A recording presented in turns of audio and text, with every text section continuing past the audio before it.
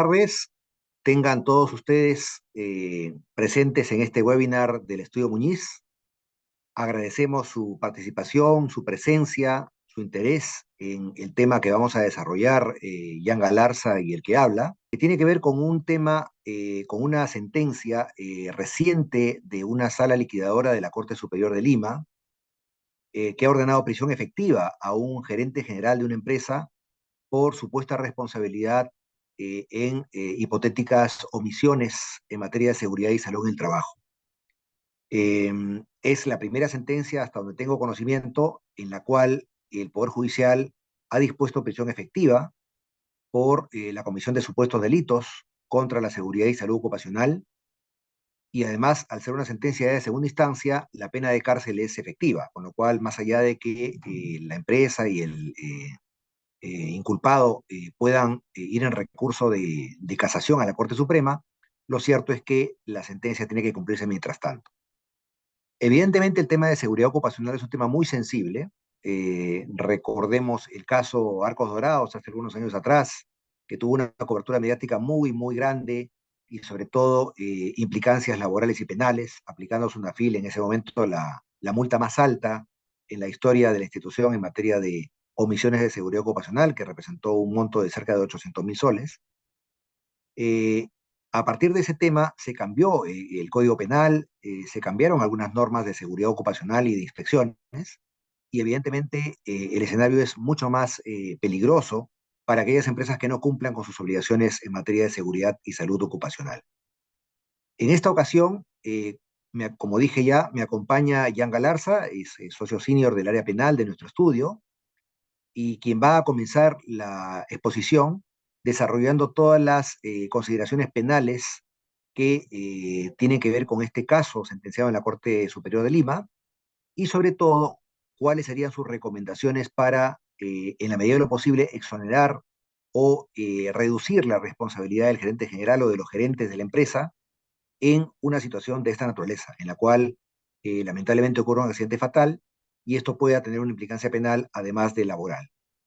Después que Jan concluya con su exposición, yo voy a referirme a algunos aspectos de la jurisprudencia del Tribunal de Fiscalización Laboral en materia de accidentes de trabajo, para que vean ustedes también cuáles son las omisiones más frecuentes en las que incurren las empresas y tratar de que esto nos genere una reflexión general para que desarrollemos auditorías internas en nuestras empresas para ver cómo estamos en materia de seguridad ocupacional, aspecto en el cual el estudio puede, por supuesto, ayudarlos, de cara a estar tranquilos de que lo que pueda pasar pasará de manera fortuita o por error o equivocación del trabajador, pero no por responsabilidad nuestra como empresa, como empleador, de cara a las obligaciones que la ley nos impone.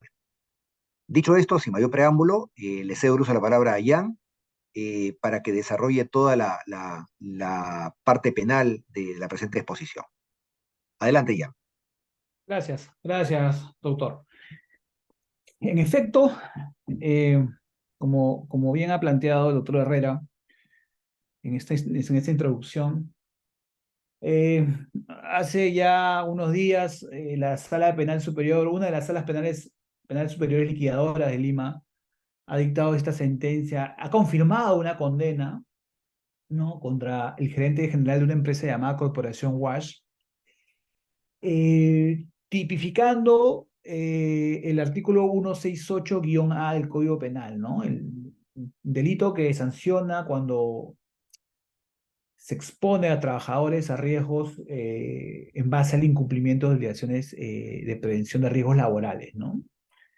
Eh, y esto ha generado mucho revuelo, ha generado mucha inquietud, eh, porque claro, la sentencia, como vamos a ver a continuación, más allá que tiene cuestionamientos de índole jurídico, más allá que la decisión es criticable, desnuda una problemática que cada cierto tiempo vuelve a flote, ¿no? Me refiero a la posibilidad de sancionar penalmente a un gerente general o a un director inclusive por delitos que se cometan en la operación de la empresa, ¿no? Esta sentencia versa sobre eso. Es Es un accidente laboral sucedido en la operación de esta empresa. Lamentablemente un trabajador de esta manipula una máquina lavadora, ingresa la mano, su mano ingresa al interior de la máquina donde están los circuitos eléctricos y sufre una descarga que le genera inmediatamente la muerte, ¿no?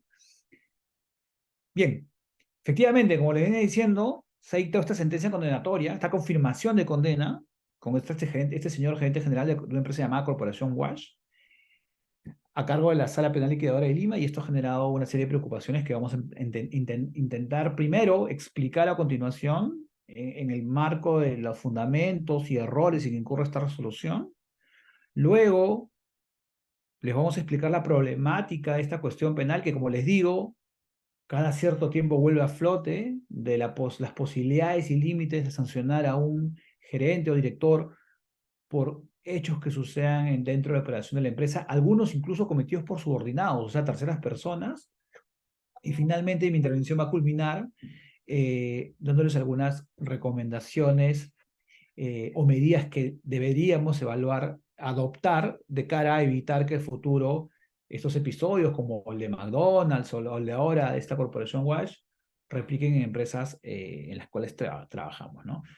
El 10 de abril de 2019 sucede este accidente laboral, ¿no? Un trabajador, Elmer Santos Tocto, que además no era dependiente de Corporación Watch, no era dependiente de la contratista, de Acabados Multiservice SAC, ¿no? A través de una descarga eléctrica, por ingresar el brazo dentro de una caja de fusibles, es que sufre la muerte muere a los minutos realmente, ¿no? Se tiene ya precisado de que además esta persona ingresó la mano al interior del equipo porque había escondido dentro de ella una prenda de vestir personal, ¿no? Y que esto había sido realizado sin autorización, violando una serie de recomendaciones o indicaciones que la propia empresa le había dictado. Entre ellas, por ejemplo, que no podían ingresar con prendas personales al área de trabajo y tampoco que podían manipular el interior de la maquinaria que estaban utilizando o haciendo mantenimiento de forma externa, ¿no? Bueno, como sucede en la mayoría de los casos, se apersonó Sunafil, se levantó un acta de infracción, esta acta de infracción encontró determinadas infracciones y estos hallazgos fueron luego ratificados por una resolución de la subintendencia y luego, como veremos posteriormente, por la propia intendencia de Sunafil, confirmando que efectivamente se habían incumplido determinadas obligaciones de prevención de riesgos laborales, ¿no? Por todo ello, pero fundamentalmente por el hecho de que sucede el accidente y se levanta en primer lugar el acta de infracción, es que en un primer momento se inicia un proceso penal en la persona de este gerente general. Como dije hace un rato, por la comisión del delito del 168-A o delitos de riesgo laboral, ¿no? Adelante, por favor, Rocío. Efectivamente, la decisión de primera instancia condena al gerente general a 4 años de pena privativa y libertad y una serie de reglas de comportamiento o reglas de conducta que pueden ver a continuación, y luego se le ordena el pago de una reparación civil de 180.000 soles. Adelante, por favor. Fundamentos de la decisión de primera instancia. En primer lugar, y esto acá quiero ser quiero expresarme de la mejor manera y si tienen algunas dudas sobre lo que voy a decir, les pido por favor que la tengan presente para que me la formulen al final, porque me parece importante que desmenucemos cómo es que deciden los jueces peruanos responsabilidades penales en este tipo de delitos. Para que el juez de primera instancia condene a este gerente general, se basó primero en declaraciones testimoniales.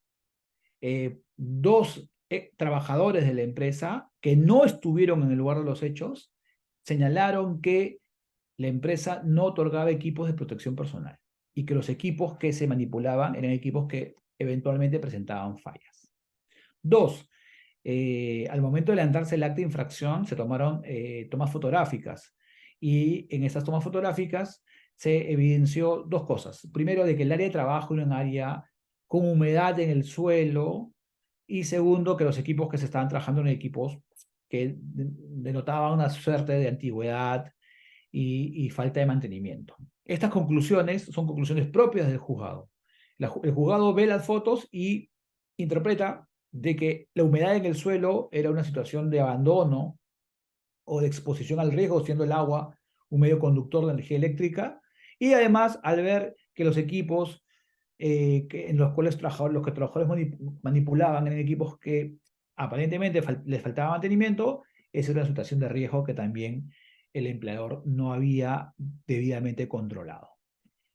A esto le sumó las conclusiones del acta de infracción y de la primera resolución de subintendencia de SUNAFIL, que como ustedes saben, en la mayoría de los casos, casi siempre, así no haya, pero casi siempre va a encontrar alguna omisión o infracción para, que va a decantar en una sanción o una multa contra la empresa.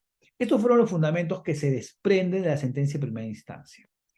No en ningún extremo la sentencia habla de los argumentos de defensa del procesado. Eso fue algo que primeramente lo que fue lo primero que me llamó la atención.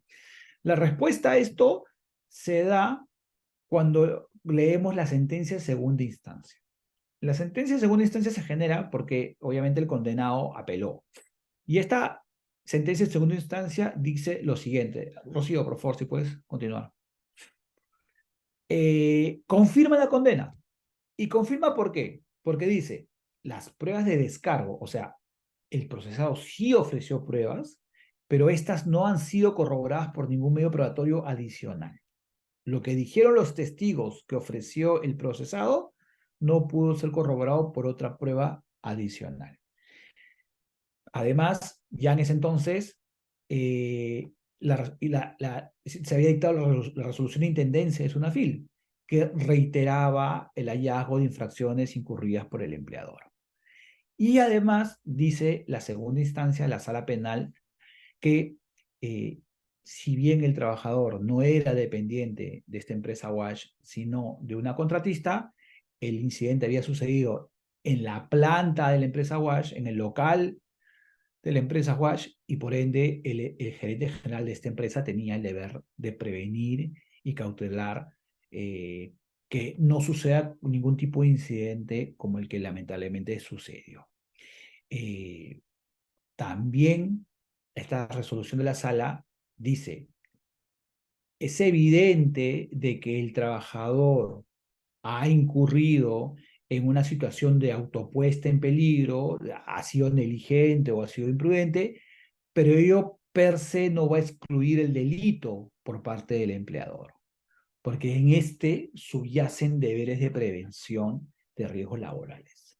Sin mayor desarrollo, refuta este argumento que de la autopuesta en peligro o la propia negligencia del trabajador para ocasionar lamentablemente su propia muerte, ¿no? Adelante, Rocío.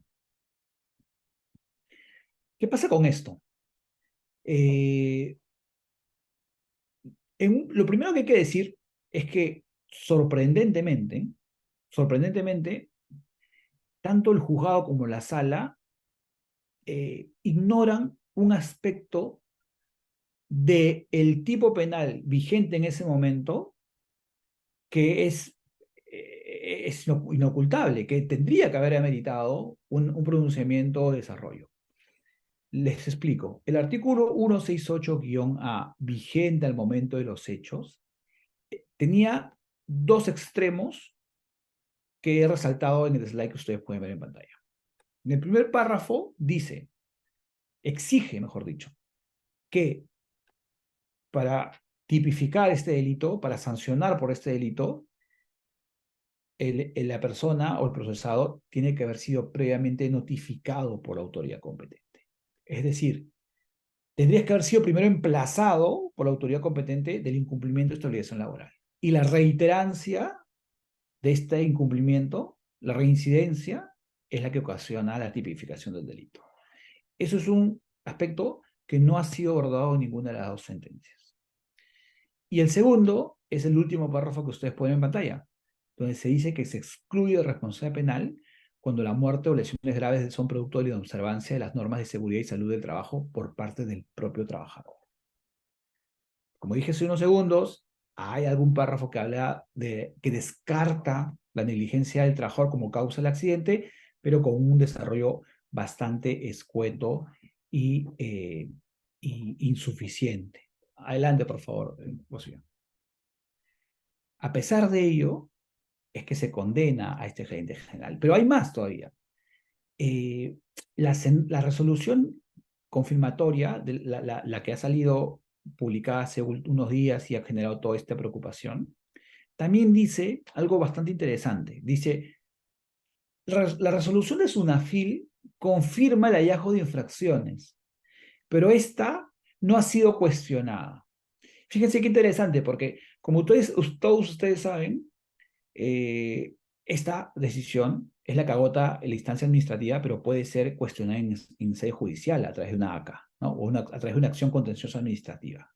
La sala penal asume que el no haber cuestionado la decisión de la intendencia de SUNAFIL ya determina que esos argumentos, esa cuestión, ese estatus sancionatorio es cuestión decidida, firme y por ende un argumento irrefutable.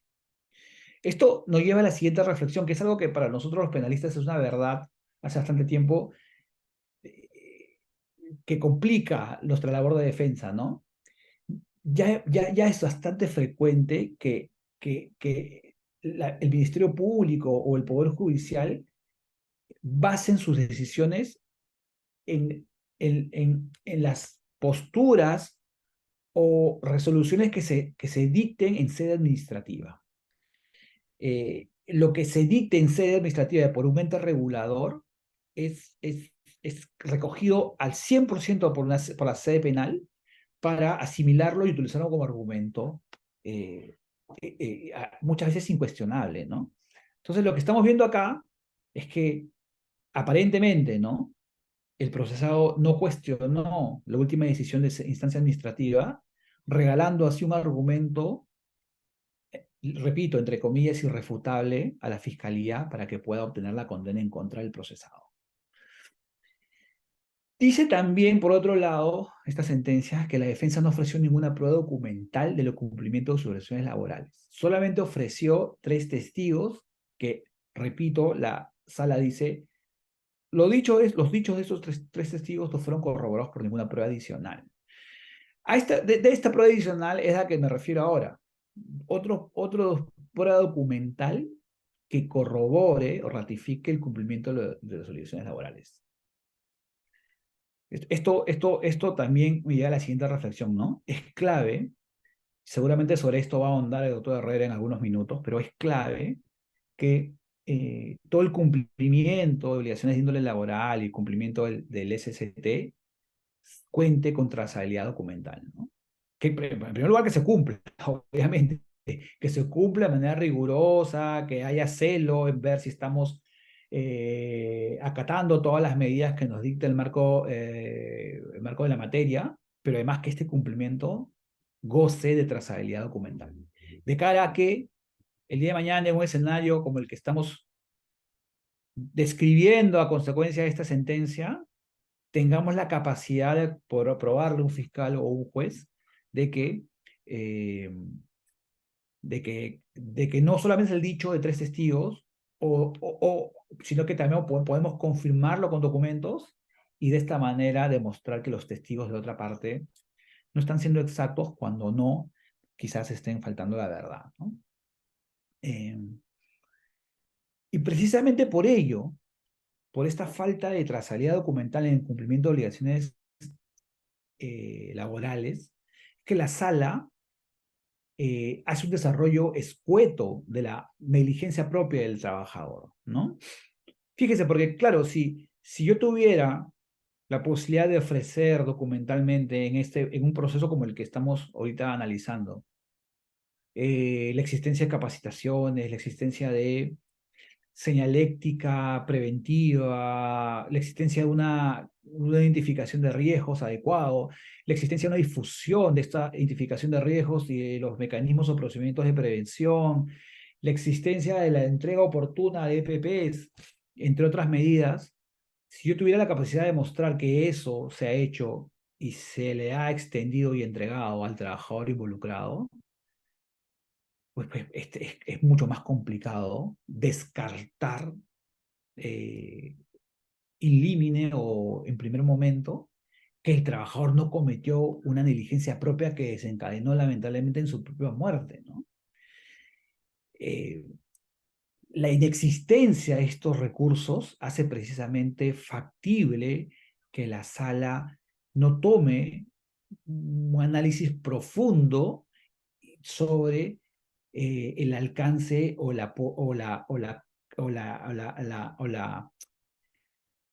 que realmente cuál fue la causa del lamentable deceso, siendo evidente con estas documentales, por ejemplo, de que no fue otra cosa que la propia negligencia o omisión del trabajador fallecido, ¿no?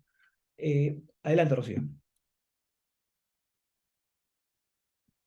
La lámina que pueden ver en pantalla es una lámina de Kino, obviamente, y guarda mucha pertinencia con la materia que estoy exponiendo porque me ayuda a describir cómo nos ven desde afuera, ¿no?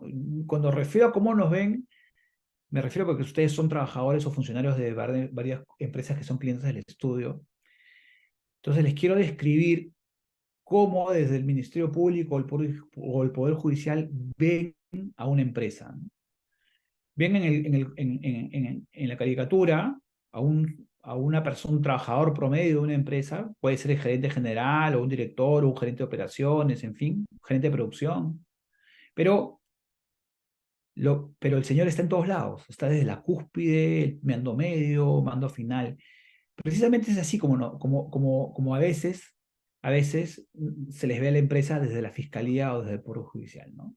Al representante legal o al gerente general o al director se le ve como un ser omnipresente en todas las instancias, momentos de una empresa, ¿no? Desde la toma de decisiones, desde la ejecución media, hasta esta instancia meramente operativa, ¿no? Y ese es un problema, porque eso, como ustedes saben mejor que yo, es un error de percepción absolutamente ingente. Es un error de percepción grave. En las empresas están organizadas por distribución de funciones. Hay organigramas, hay límites de competencias, hay delegación de encargos o tareas. Y claro, siempre desde arriba hay que supervisar, pero eso no implica que uno, supervisor me refiero, sea aquel que esté en todos lados y esté involucrado en todo. Adelante, por favor, Rocío. Ver esto de otra manera, o sea, como que el representante o gerente general está en todo, es responsable de todo, sabe todo y por ende puede ser condenado por cosas que por todas las cosas que podrían suceder dentro del ámbito operaciones de su empresa, es un riesgo terrible, ¿de acuerdo? Pero es un riesgo terrible que además es, como el sentido común le dicta a cualquiera de nosotros, un error. Las reglas del derecho impiden o deberían impedir que estos razonamientos prosperen, ¿no? El artículo 7º del título preliminar del Código Penal establece que la responsabilidad penal es una responsabilidad de naturaleza individual, propia. Esto es que nosotros debemos ser sancionados, podríamos ser sancionados, mejor dicho, en caso hagamos una acción con nuestras propias manos, la ordenemos o omitamos algo que debíamos cumplir. Dicho en síntesis, que hagamos algo, que nazca algo de nuestra propia decisión, en la cual nosotros directamente participemos, o incurramos en una omisión de algo que estábamos obligados a cumplir. Esa es la definición amplia de un delito por acción o por omisión. No hay más posibilidad que esa. Yo no puedo responder por hechos cometidos por un tercero, salvo que yo se lo haya encargado hacer, o salvo que eh, yo tengo un deber de supervisión directo para con esa persona. Y que ese deber esté dentro de mi ámbito funcional. Muy bien. Esta regla general está siendo ignorada olímpicamente desde que yo era practicante de derecho, imagínense, hace ya bastante tiempo, y es una constante en la praxis jurídica de nuestro país, ¿no? Es uno de los ítems claves de la práctica penal en nuestro país, en lo que es defensa y lo que siempre tenemos que batallar, ¿no? El segundo punto o segunda causa del problema es lo que dije hace unos minutos atrás. En instancias penales estamos importando de manera incuestionada, estamos asimilando argumentos o decisiones que se toman en instancias extrapenales, ¿no? Decisiones que se tomen en SUNAFIL, en OEFA, en cuanto entidad reguladora existe, el fiscal simplemente le importa, más allá que sea otro tipo de responsabilidad, otro tipo de razonamiento, no importa. Lo traemos para acá y lo utilizamos como insumo porque si la SUNAFIL multó, ojo, no importa que en primera instancia, no importa, no importa. Igual, eso sería insumo para abrir proceso, formular una acusación y eventualmente plantear una condena, ¿no? Esto obviamente no tiene otra explicación que un razonamiento facilista, ¿no? No puedo decirlo de otra manera, esto es así porque es una forma fácil de hacer las cosas. Y obviamente denota que el hecho que porque la SUNAFIL en un acto de infracción encontró determinadas omisiones que podrán ser cuestionadas, podrán ser impugnadas y todo el derrotero procesal, tanto en sede administrativa como judicial que conocemos, y que esto además implique que se tenga que procesar y condenar a un gerente general cuando eventualmente él no participó en los hechos ni omitió algún deber que propició estos hechos, pero que a pesar de eso se le procese a este señor, denota también pues un grueso desconocimiento sobre aspectos claves de organización empresarial, como la división de funciones, la delegación de competencias, y todo esto que tiene evidentemente implicancias en lo que es la responsabilidad penal. Rocío, por favor, adelante. ¿Qué podemos hacer? Este es el escenario, este es el episodio que nos ha tocado describir, la sentencia contra este señor, por el lamentable accidente de este trabajador. La problemática se las he descrito de manera panorámica hace unos minutos. Las razones de esta problemática, que como ya también les digo, no es nueva, sino que cada cierto tiempo reflota porque sucede una sentencia, un incidente. Hay que hacer algo frente a esto, ¿no? Tenemos que hacer algo. Las preguntas que siempre reviven en nuestra praxis es, oye, por ser gerente yo tengo que ser el responsable. ¿Cuál es el fundamento de que yo sea responsable cuando yo no estuve en ese lugar? Yo no creo haber omitido alguna obligación propia de de mis tareas. Entonces, ¿por qué? ¿Por el solo hecho de ser el máximo representante de una organización?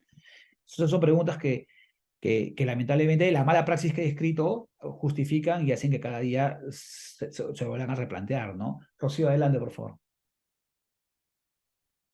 Bueno, las respuestas a esta problemática, obviamente, han partido desde distintas fuentes del derecho, ¿no? Pero yo quiero enfocar ya la respuesta al problema desde la jurisprudencia local, porque creo que es la que nos va a proporcionar mayor objetividad o, en todo caso, seguridad de que, por ser jurisprudencia de la Corte Suprema, y además se viene reiterando, como podamos ver en pantalla, porque estoy hablando de por lo menos tres y cuatro, y ya son cuatro casaciones sobre la materia, hay una tendencia constante de, de querer plantear este lineamiento que debe ser acatado por todos los niveles del Poder Judicial. ¿De qué estoy hablando, señores? Estoy hablando de que ya la Corte Suprema, desde el año 2017, está dictando una serie de casaciones donde procura establecer requisitos por los cuales la responsabilidad de un hecho, responsabilidad penal, de un hecho sucedido en la empresa, está planteando los requisitos por los cuales esta responsabilidad podría alcanzar a un director o un gerente. ¿Ok? ¿Qué es lo que dice en suma esta tendencia jurisprudencial? Lo que plantea es que, como venía diciendo, al ser la actividad empresarial una actividad que está organizada en distribución de funciones, en competencias y en delegación de tareas, es fundamental, primero, que se indague y se investigue sobre las competencias de los posibles involucrados. En un accidente laboral habrá pues involucrados seguramente un jefe directo del fallecido, luego probablemente habrá un gerente de producción o de operaciones, por encima de él habrá un gerente general, ¿no?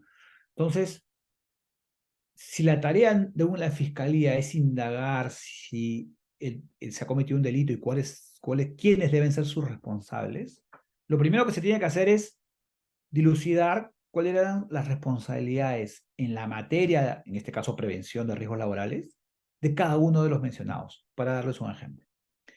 Ese es el primer paso. Es clave la definición de competencias organizativas, ¿no?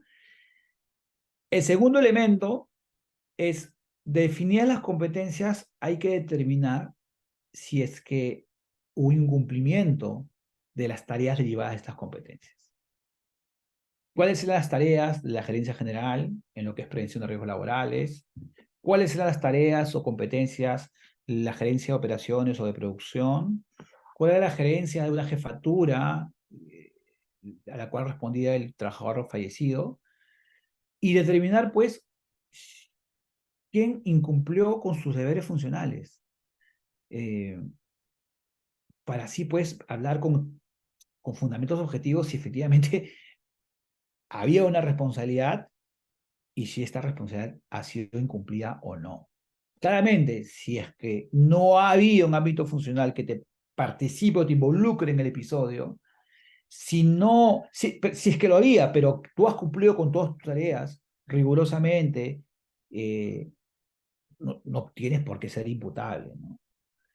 El tercer factor que plantea esta tendencia jurisprudencial es que esta omisión haya pues conllevado a que se suceda el accidente laboral, ¿no? Suceda el incidente de naturaleza penal, ¿no? Adelante, por favor. Todo esto empezó desde el año 2017 con una casación de naturaleza que en realidad hablaba de delitos ambientales. Era un proceso penal contra un gerente general y un gerente de operaciones por un delito ambiental. Pero de esta casación, la 455-2017, el razonamiento y los planteamientos que estoy en este momento sintetizando para ustedes son totalmente utilizables para otro tipo de escenarios como son los riesgos laborales, ¿ok? Por eso es que toda esta línea es totalmente utilizable y exigible en cualquier tipo de proceso en cual se nos quiere involucrar porque hubo un accidente lamentable dentro de nuestras operaciones. Ahora, adelante por favor, Rocío. Todo esto dentro de lo que es el marco teórico suena interesante, ¿no? Rocío, adelante, por favor. Todo esto, por lo menos en el marco... Adelante, por favor, Rocío. Todo esto del marco teórico, por lo menos, suena interesante, ¿no? Pero la pregunta del millón es, ¿cómo llevamos esto ya a la praxis? Rocío, adelante, por favor. ¿Cómo llevamos esto a la praxis, ¿no? Porque claro, ya les he contado de que hay un problema, hay una solución jurisprudencial o una alternativa jurisprudencial que obviamente tiene asidero en bastantes de derecho comparado. No es que la Suprema lo haya creado o inventado, sino que eso tiene asidero en varias fuentes de derecho. Pero esto hay que darle insumos a esto para que nosotros podamos en el futuro apoyarnos de esta tendencia jurisprudencial. Y claro, esto pasa por, primero, eh, tener plenamente a la interna de la empresa identificadas nuestros ámbitos funcionales. Si la definición de ámbitos funcionales y el incumplimiento de estas es la clave para decir si somos responsables o no, según la Corte Suprema, entonces es obvio que nosotros como empresarios necesitamos tener dentro de nuestras operaciones, por lo menos para materias sensibles como riesgos laborales, cuestiones ambientales, bien definidas nuestros ámbitos competenciales. Esto es, qué tareas nos corresponden como gerencia general, qué tareas nos corresponden como gerencias de línea, mandos medios o mandos operativos. Con esa claridad es que cada quien sabrá qué es lo que tiene que hacer en determinadas cuestiones sensibles y cada quien velará por el cumplimiento riguroso de sus competencias de cara a evitar que si sucede un accidente, el fiscal sin criterio objetivo alguno busque a quién involucrar. Esto es sumamente importante porque, como les vengo diciendo, es la piedra de toque si queremos tener un argumento potente para discutir que nosotros no debemos ser involucrados en una imputación penal. También es verdad de que muchas veces nosotros hacemos delegación de funciones, ¿no? Delegamos a un tercero o de repente incluso contratamos una empresa externa para que se encargue de determinadas actividades o operaciones. ¿Cuál es la relevancia penal de esta delegación o de la tercerización, como lo han planteado también algunas personas. Bueno, claramente la delegación o la tercerización no implica que uno se va a relevar de deberes, ¿ok? Fíjese, para darles un ejemplo, en el caso en cuestión que nos convoca, el trabajador no era un trabajador propio de la empresa Wash, sino un trabajador de la contratista, ¿no? Entonces, eh, el delegar funciones o el tercerizar no va, repito, a relevar de responsabilidad a nosotros. Sí nos va a dejar un deber residual de supervisión. Eso es pauta establecida en lo que es determinación de responsabilidades penales en materias de delegación o tercerización de prácticas empresariales. Hay que seguir supervisando al delegado o al tercero. La pregunta del millón es ¿en qué medida me involucro en esa supervisión? Claro, el arte acá es definir a qué nivel de involucramiento permitiré en mi tarea de supervisión. Si lo voy a supervisar de manera celosa, permanente, constante, casi mi supervisión va a ser una jefatura, ¿no? Va a ser de un altísimo involucramiento. Y por el contrario, si mi supervisión es periódica, o de repente también delego la supervisión en un supervisor que vea lo que hace este tercero, probablemente así yo ya me veo un poco más, menos expuesto a una consecuencia que vaya a suceder o algún incidente que vaya a suceder en los procesos o actividades que he delegado o que he tercerizado, ¿no? Y finalmente, creo que una tercera medida adoptable es que toda la sistemática de prevención de riesgos laborales que ha sido regulada en distintas normas de esa naturaleza, que conforman todos el SST y que además vienen en constante desarrollo, ¿no? Porque siempre salen normas o resoluciones de SUNAFIL que precisan aspectos, tienen que ser apoyadas por algunas prácticas propias del compliance, ¿no? La constante supervisión, constante capacitación, difusión de máximas o mecánicas o imperativos dentro de los trabajadores, bueno, los mapas de riesgos que seguramente también participan en el SST, el uso del canal de denuncias para informarle a las jefaturas o gerencias de omisiones o malas praxis en los procedimientos preventivos, en fin, cuanto sea propio de un sistema de gestión de cumplimiento, tiene que ser compartido, puede ser compartido en las prácticas mismas del SST de cara a enriquecer su funcionamiento y potenciar su capacidad de prevención de accidentes en el trabajo, ¿no? Rocío, adelante, por favor. En suma, y para culminar, nuestros consejos de cara, desde mi especialidad, obviamente, para tener mejores argumentos o mejor posición en el supuesto, ojalá no suceda, obvio, de un proceso penal, es, primero, tener claramente a la interna, en normativa objetiva, aprobada y difundida, una clara e inequívoca determinación de ámbitos de competencia y funciones dentro de la empresa. Dos, si vamos a delegar o tercerizar, hay que asumir un deber de supervisión. La clave, repito, es hasta dónde llega ese deber de supervisión. El nivel de involucramiento que planteemos, probablemente hasta contractualmente, sobre ese nivel de supervisión. Y luego, todas las prácticas de cumplimiento, difusión, capacitación, tienen que ser potenciadas o cumplidas rigurosamente porque esa trazabilidad va a ser la que nos va a servir como insumo en el hipotético escenario que tengamos que plantear una defensa legal porque sucedió un accidente en nuestra operación y hay un fiscal que busca un responsable entre nuestras oficinas. Y finalmente, claro, esto tiene que estar con trazabilidad documental. Como decían antiguamente, papelito manda. Y en este caso, señores, y el caso de la sentencia de la Corporación Watch nos lo dice, que ellos tenían orfandad de documentación. Tanto así que uno de los argumentos con que la sala ratifica la condena es porque los medios de defensa que sí presentó el procesado no pudieron ser corroborados con prueba documental propia de la empresa que confirme lo que los testigos ofrecidos dijeron a favor del gerente general que hoy está afrontando una condena. Que podría ser revocada a nivel de casación, que podría ser modificada a nivel de casación, eso es algo que hoy por hoy no lo sabemos, que se verá en el futuro. Lo cierto es que más allá de lo que suceda con este señor y esta empresa, el problema subsiste y será siempre latente por la situación que les he descrito, y que, por ende, es menester adoptar algunas recomendaciones que humildemente les he compartido. Hasta acá mi participación. Yo me quedo hasta el final para atender cualquier duda que ustedes tengan y les cedo la palabra al doctor Ricardo Herrera. Muchas gracias, Jan. Muy interesante tu presentación.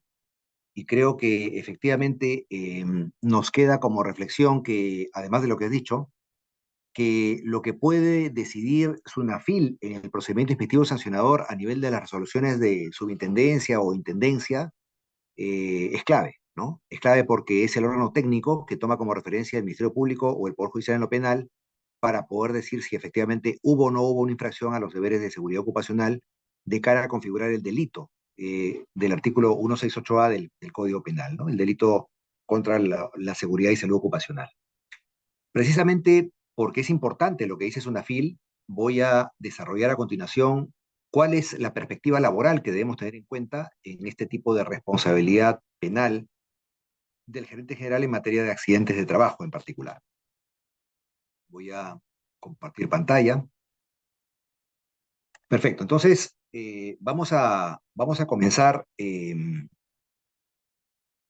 con el temario que les propongo, que implica, en primer lugar, analizar la definición y causas de los accidentes de trabajo según el reglamento de la Ley General perdón, de la Ley de Seguridad y Salud en el Trabajo, cuáles son además los presupuestos de determinación de responsabilidad clásicos en cuanto a lo que es la responsabilidad civil y el criterio que al respecto tiene la Corte Suprema de Justicia.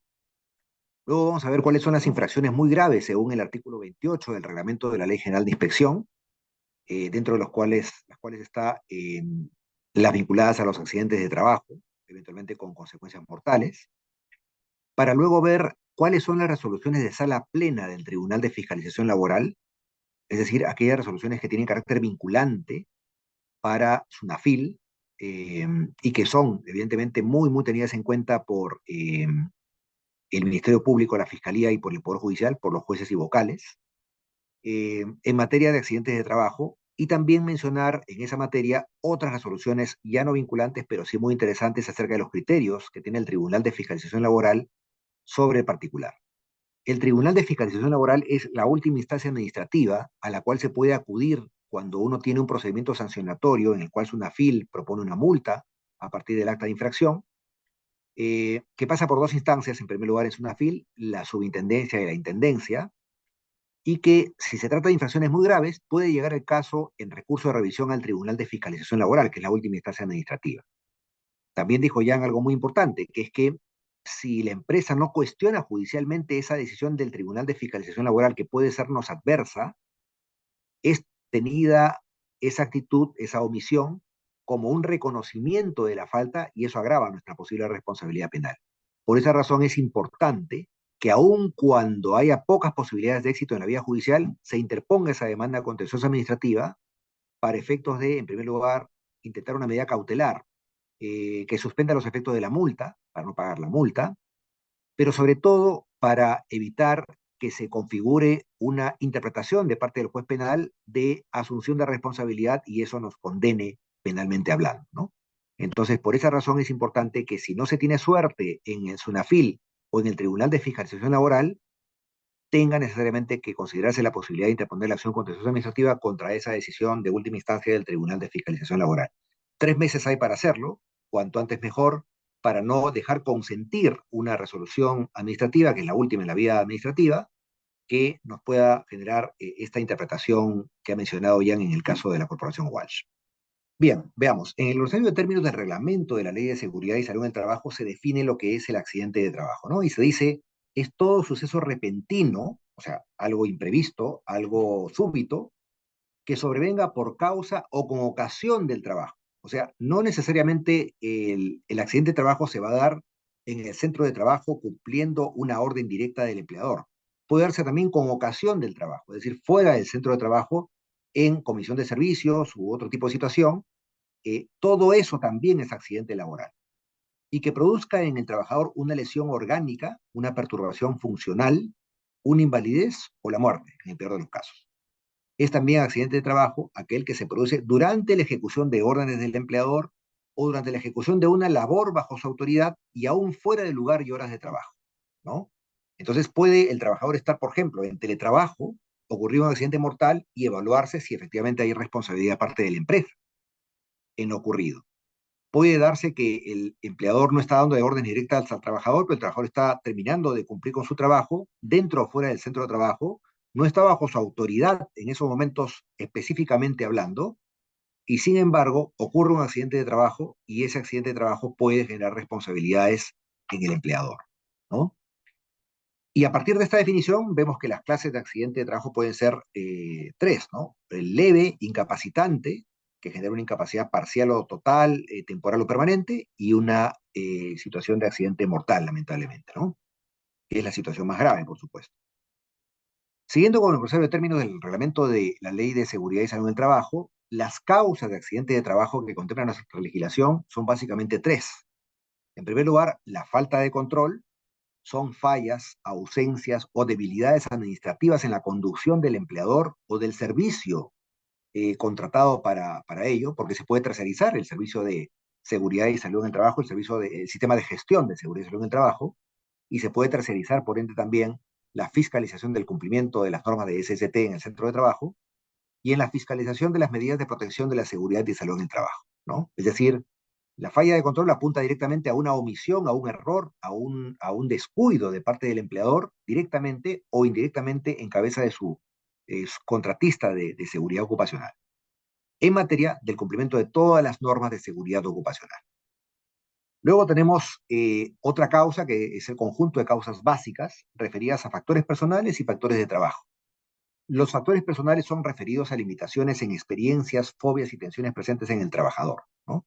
Recuerdo mucho un caso de un trabajador muy ducho, capacitado, tremendamente experimentado en el cortado de filetes de carne en la trastienda de un supermercado para ofrecer después los filetes a la venta de los clientes y que, estando deprimido a raíz de un problema familiar severo, se corta la mano con la máquina, digamos, cortadora de los filetes y esto imputa al empleador una responsabilidad tanto ante SUNAPIL como en la vía judicial, ¿no? Entonces ahí se discutió, en ese caso, tanto administrativo como judicial, si es que efectivamente había alguna responsabilidad de parte del empleador que había capacitado al trabajador en el uso de esa máquina cortadora, que el trabajador tenía enorme experiencia, que había un procedimiento que se le comunicó al trabajador para efectos de cómo debía cortar la carne, y en pocas palabras, no tanto SUNAFIL, sino el Poder Judicial dijo que el empleador debía tener una persona viendo todos los días cómo cortaba la carne el trabajador, como supervisándola constantemente,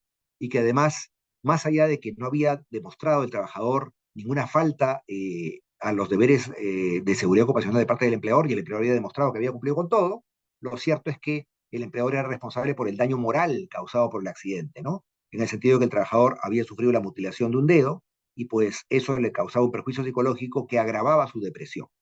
Entonces acá tenemos factores personales vinculados a la situación mental o física eventualmente del trabajador que podrían agravar la situación del trabajador en la responsabilidad de lo ocurrido o que podría más bien extender esa responsabilidad hacia el empleado. Luego tenemos los factores del trabajo, referidos al trabajo, a las condiciones y medio ambiente del trabajo, como son la organización, los métodos, los ritmos, los turnos de trabajo, la maquinaria, los equipos, los materiales, los dispositivos de seguridad, los sistemas de mantenimiento, el ambiente, los procedimientos, la comunicación, entre otros, que son factores que pueden generar una responsabilidad al empleador si es que estos factores son determinantes para demostrar que efectivamente hubo un nexo causal entre el accidente ocurrido, el daño infligido al trabajador y también la omisión o descuido de parte del empleador en el cumplimiento de estas obligaciones de seguridad ocupacional, ¿no? Por ejemplo, en concreto, revisando la lista nuevamente de estos conceptos, los turnos de trabajo, ¿no? Tratándose de trabajo nocturno, de preferencia, dice la ley de jornada de trabajo, los turnos deben ser rotativos. Y por ende el trabajador no debe estar todo el tiempo en trabajo nocturno porque eso altera su reloj biológico y eso puede exponerlo a cansancio, que lo expone a peligros ocupacionales, más aún si el trabajo que desarrolla el trabajador en la empresa es un trabajo o una actividad cubierta por el seguro complementario de trabajo de riesgo, con lo cual eso denota que es una actividad de alto riesgo. Entonces hay que rotar a los trabajadores constantemente para que se pueda evitar ese cansancio, que pueda después ser generación de una, o generar una imputación en el empleador como culpable de un accidente de trabajo o un accidente ocupacional. Y por último tenemos las causas inmediatas, ¿no? Que son aquellas debidas a los actos y condiciones subestándares. Y se definen las condiciones subestándares como toda condición en el entorno del trabajo que puede causar un accidente, ¿no? Y al acto subestándar a toda acción o práctica incorrecta ejecutada por el trabajador que puede causar un accidente. Entonces, las condiciones subestándares tienen que ver con la responsabilidad del empleador, los actos subestándares con la responsabilidad del trabajador. La acción o omisión de más partes puede generar responsabilidad en una o en otra, ¿no? Y los presupuestos de determinación de responsabilidad, aunque esto tiene más que ver con el plano judicial que con el plano de la administración pública, es decir, el plano de la vía administrativa en SUNAFIL, son básicamente cuatro, ¿no? El daño, la conducta antijurídica, la relación de causalidad y el factor de atribución. Esto además lo dice en uniforme de jurisprudencia de la Corte Suprema, que debe ser la plantilla que tiene que evaluar el juez, y en este caso también el inspector, para determinar si efectivamente hubo o no una responsabilidad de parte del empleador en lo ocurrido, en el accidente de trabajo ocurrido. El daño supone la afectación a un interés jurídico patrimonial o extrapatrimonial del trabajador, evidentemente, ¿no? El interés jurídico patrimonial comprende el lucro cesante y el daño emergente. ¿Cuál es el daño, patrimonialmente hablando, cuantificado, que el evento o suceso ha causado de inmediato? ¿Y cuál es la ganancia dejada de percibir por el trabajador en base, por ejemplo, a sus remuneraciones, a la expectativa de remuneraciones que tenía en el resto de vida útil razonable del trabajador en la empresa, eh, en proyección temporal, ¿no? Y el daño extrapatrimonial supone el daño a la persona y el daño moral. Y muchas veces el daño moral es el daño psicológico, que implica que el trabajador tenga que probar que efectivamente gastó en consultas con psicólogos y psiquiatras y compra de medicamentos para atender depresiones, atender trastornos psicológicos, que son consecuencia inmediata y directa del daño ocurrido, ¿no? Entonces, es lo primero que tiene que evaluarse, la existencia de un daño. Si no hay daño, evidentemente no hay ninguna responsabilidad de nadie, ni del trabajador ni del empleador. La conducta antijurídica, que tiene que ver con la conducta del empleador, básicamente, apunta a proceder de manera contraria a la ley o al orden público. No cumplir las normas de seguridad ocupacional, por ejemplo, en mayor o menor medida, evidentemente es una conducta antijurídica, y recordemos que en materia laboral hay una suerte de responsabilidad objetiva, ¿no? Es decir, se presume que el empleador es responsable de todo accidente de trabajo ocurrido en el centro de trabajo. Se presume. Pero entrando al caso concreto y al detalle del caso, lo que debe analizarse es si efectivamente el empleador tuvo o no tuvo responsabilidad en lo ocurrido. La primera pregunta es, entonces, si el empleador cumplió con todas sus obligaciones de trabajo vinculadas directamente al accidente de trabajo. Si las cumplió, entonces no habría responsabilidad de parte del empleador, sino del trabajador por descuido del trabajador o por ponerse en auto riesgo, o en su defecto por un hecho fortuito o por un acto de tercero, ¿no? Por un acto de tercero. Entonces, en ese caso no habría posibilidad de que el empleador sea encontrado culpable por su NAFIL para que se le aplique una multa, o sea encontrado responsable civilmente hablando en materia de una indemnización por daños y perjuicios que un juez laboral puede determinar, o sea responsable, encontrado responsable penalmente hablando para sufrir consecuencias condenatorias, ¿no? El tercer presupuesto es la relación de causalidad, es decir, el nexo entre el hecho que genera el daño y el daño producido. El daño ocasionado al trabajador debe ser consecuencia necesaria y directa de la omisión del empleador a las normas de seguridad ocupacional para que haya responsabilidad patronal. Si el empleador prueba de que cumplió con todas sus obligaciones, no se aplica la presunción de que todo accidente de trabajo es responsabilidad suya. Y en todo caso, como digo ahí, habrá exención de responsabilidad. No habrá condena penal, no habrá indemnización que pagar, no habrá multa de SUNAFIL. Y por último, el factor de atribución, que es el conjunto de conductas que justifican la transmisión de los efectos económicos del daño que sufre la víctima al responsable del daño, presuntamente el empleador. por inejecución de obligaciones en materia de seguridad ocupacional por culpa inexcusable, o sea, una negligencia muy grave, una negligencia muy gruesa, la culpa leve, una negligencia light, por así decirlo, o el dolo. Y el dolo, evidentemente, tiene un agravante penal porque es una actitud intencional de evadir responsabilidades, de obligaciones de seguridad y salud ocupacional, sabiendo que eso expone al trabajador al peligro, ocurre el accidente de trabajo y entonces ahí que duda cabe el empleador es tremendamente responsable. Bien, vamos a referirnos a este criterio de la Corte Suprema adoptado entre septiembre y octubre del año 17 en un pleno jurisdiccional supremo laboral, que es una reunión de todos los vocales laborales que sentencian causas en la Corte Suprema, de laboral o de seguridad ocupacional, que son básicamente 10 vocales, que se reúnen para tratar de resolver los criterios discordantes de las diferentes Cortes Superiores del Perú y establecer un criterio uniforme de cómo se va a juzgar un caso tipo de ahora en adelante. Y el pronunciamiento tuvo que ver con la responsabilidad civil por accidente de trabajo del empleador. ¿Qué dijo la Corte Suprema en ese momento? Cosa que se viene aplicando por la Corte Suprema y también por el Tribunal de Fiscalización Laboral de manera constante. El empleador, como garante de la seguridad y salud en el centro laboral, siempre será responsable por cualquier evento dañoso para la vida o salud del trabajador. Esto es lo que se llama la responsabilidad objetiva. O sea, pase lo que pase, el empleador es supuestamente el responsable. Muy bien.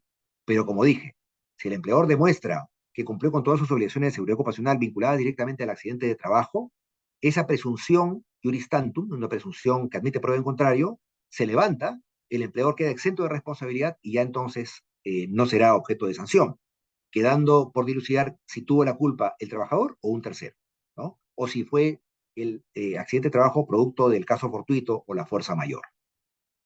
Asimismo, continúa diciendo la Corte Suprema, puede utilizarse la transacción como un mecanismo para la extinción de obligaciones por responsabilidad por accidentes de trabajo y o enfermedades profesionales, en cuyo caso el monto otorgado deberá ser valorado tomando en cuenta el artículo primero de la Constitución Política del Perú. Bueno, esto apunta a que, sobre todo cuando el empleador sienta que tiene responsabilidad en lo ocurrido por omisión o acción, busque un acuerdo transaccional para evitar una sentencia final que lo afecte económicamente con el pago de una indemnización que puede tranquilamente llegar a 6 dígitos. Y para ese tipo de casos es que la Suprema considera que es aconsejable, es práctico que el empleador busque un acuerdo transaccional con el trabajador o con los deudos del trabajador si el accidente fue mortal, para que no haya una sentencia que termine considerando culpable al empleador. Y el monto a pagar debe considerar muy en cuenta la dignidad de la persona humana. Es decir, debe ser un monto razonable a la necesidad de la familia o de los deudos del trabajador para que pueda el ingreso que represente este acuerdo transaccional poder solventar los gastos de la familia o de los deudos del trabajador como si el trabajador estuviera vivo todavía y con una proyección de una determinada vida útil, ¿no? Para que no se afecte el nivel socioeconómico de la familia, para que no hayan carencias, para que no hayan frustraciones de proyecto de vida, como hijos que están de repente en edad escolar o en edad universitaria y que esperan terminar su formación académica total para poder ser personas autosuficientes económicamente hablando. Bien, ahora vamos a ver el segundo punto de la agenda, que tiene que ver con qué dice el artículo 28 del reglamento de la Ley General de Inspección sobre las infracciones muy graves que tienen que ver con accidentes de trabajo o que están vinculados a ello, ¿no?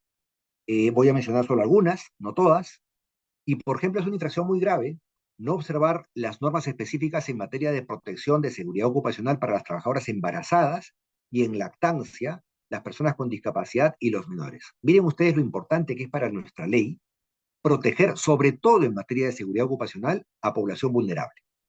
Y probablemente más adelante se modifique esta norma para incluir también a las personas de la tercera edad que pueden estar trabajando, a las personas con opción sexual diversa y además, como ocurrió durante la pandemia, a las personas con comorbilidades, ¿no? Entonces, noten ustedes que hay que tener especial cuidado cuando tengamos trabajadores de este tipo laborando en nuestros centros de trabajo para cumplir con ellos, sobre todo, todas las obligaciones en materia de seguridad ocupacional. Una segunda infracción muy grave es designar a trabajadores en puestos cuyas condiciones sean incompatibles con sus características personales conocidas o sin tomar en consideración sus capacidades profesionales en seguridad ocupacional cuando de ellas se derive un riesgo grave e inminente para la seguridad y salud de los trabajadores. Esto tiene que ver mucho con las encargaturas, ¿no?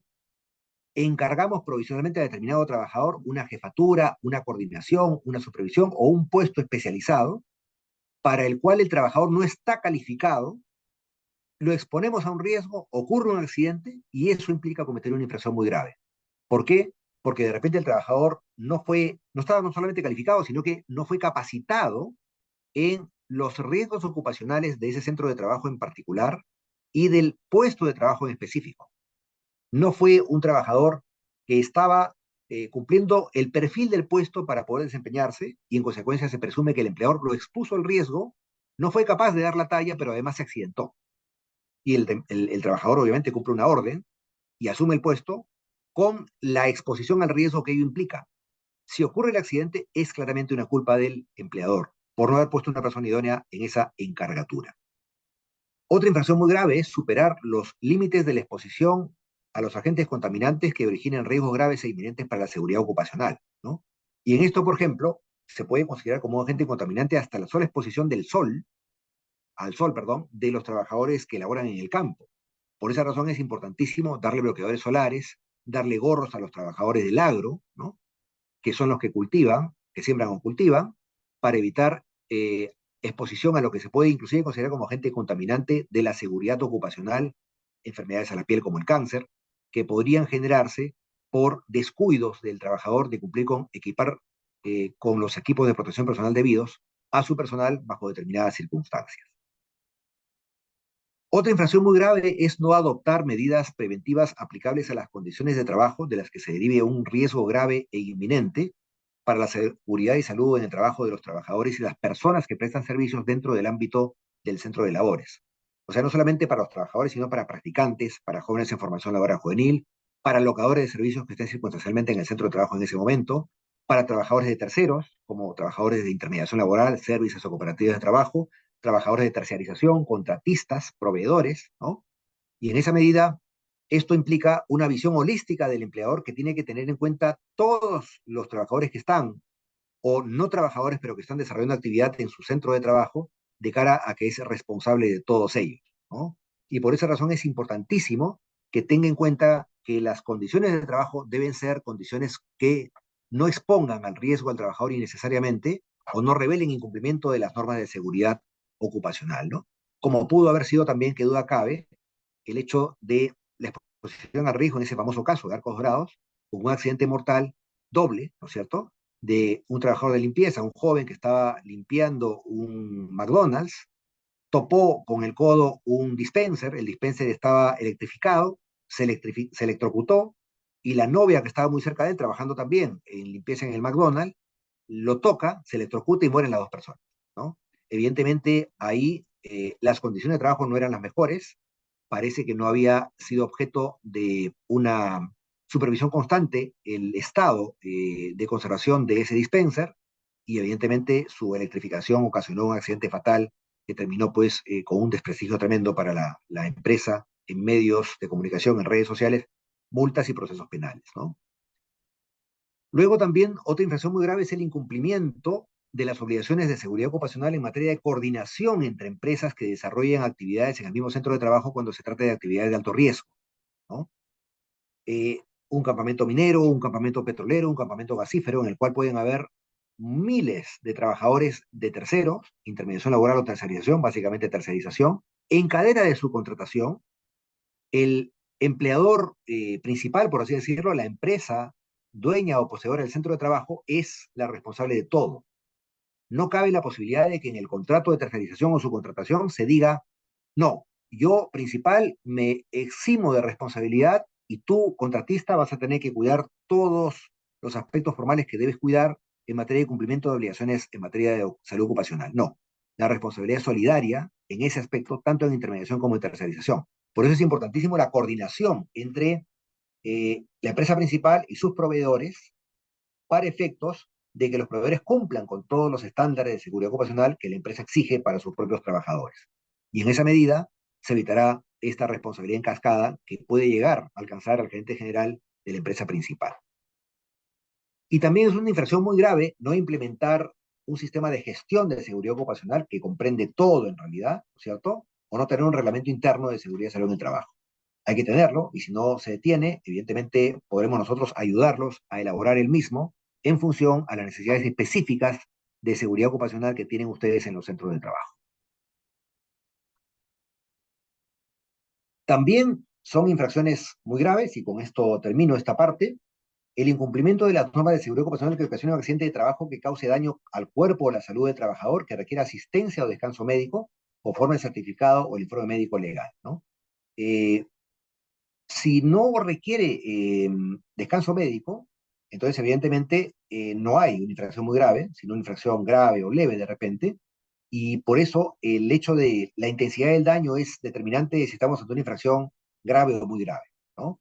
Evidentemente, tiene que haber, como decía, relación inmediata y directa entre el incumplimiento del empleador y el daño causado, para que haya una relación de causa-efecto, ¿no? Si no es así, si de repente el incumplimiento en la no tenencia del reglamento interno de salud no jugó un rol importante para lo ocurrido, entonces puede ser una infracción muy grave, pero no tiene que ver con la responsabilidad hasta penal del accidente de trabajo que pudo haber sido mortal.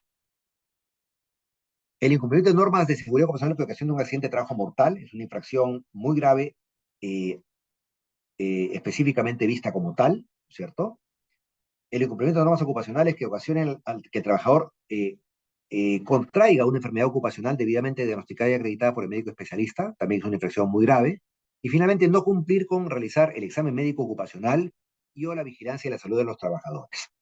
El examen médico ocupacional es muy importante, sobre todo el de entrada, para que se vea cuál es la situación en la cual el trabajador empieza su relación laboral y después no demande al empleador por indemnización por daños y perjuicios por enfermedades preexistentes que no fueron responsabilidad del empleador. Y también que más adelante, cuando el trabajador salga ya de la empresa, pase su examen de salida para que haya una constancia técnica de cómo se fue y no atribuya después enfermedades sobrevivientes al empleador en una posible demanda de indemnización por daños y perjuicios, que como ustedes saben puede presentarse hasta 10 años después de terminada la relación laboral. No 4, sino 10 años después de terminada la relación laboral. Bien, ¿qué dice ahora, y esta es la tercera parte de la exposición, qué dice el Tribunal de Fiscalización Laboral en sus acuerdos plenarios, que tienen carácter vinculante para SUNAFIL a nivel nacional? ¿Qué dice en materia de accidente de trabajo? En primer lugar, una resolución, la 005, que se adoptó el año pasado, por el cual reitera lo que ya hemos venido diciendo, que es el nexo causal un elemento gravitante para determinar la responsabilidad del empleador. El nexo causal es la relación causal o de causalidad entre la infracción cometida y el accidente sucedido, siendo el evento trágico consecuencia de la inobservancia o el incumplimiento de las normas de seguridad ocupacional. Si el incumplimiento del empleador no es causal directa del accidente, no hay responsabilidad por accidente de trabajo para el empleador, pero sí habrá cometido seguramente una infracción formal por no tener tal o cual documento, por no haber constituido el comité, por ejemplo, de seguridad ocupacional, o no haber brindado las capacitaciones anuales o auditorías a todos los trabajadores. Eso será merecedor a una sanción de multa por otro tema, pero no por el accidente de trabajo ocurrido, que puede tener, como vimos, hasta consecuencias mortales. Esta otra resolución, la 011, también del mismo año, del año pasado, dice dos cosas bien importantes. La supervisión en seguridad ocupacional no se reduce a la figura del supervisor, cuya función en concreto sea supervisar el cumplimiento de las obligaciones en materia de salud y seguridad ocupacional. Alude también a los procedimientos y métodos diseñados por el empleador para medir, recopilar y prevenir con ellos los riesgos y los peligros en el trabajo.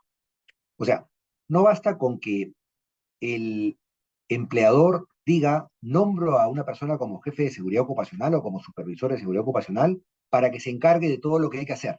No.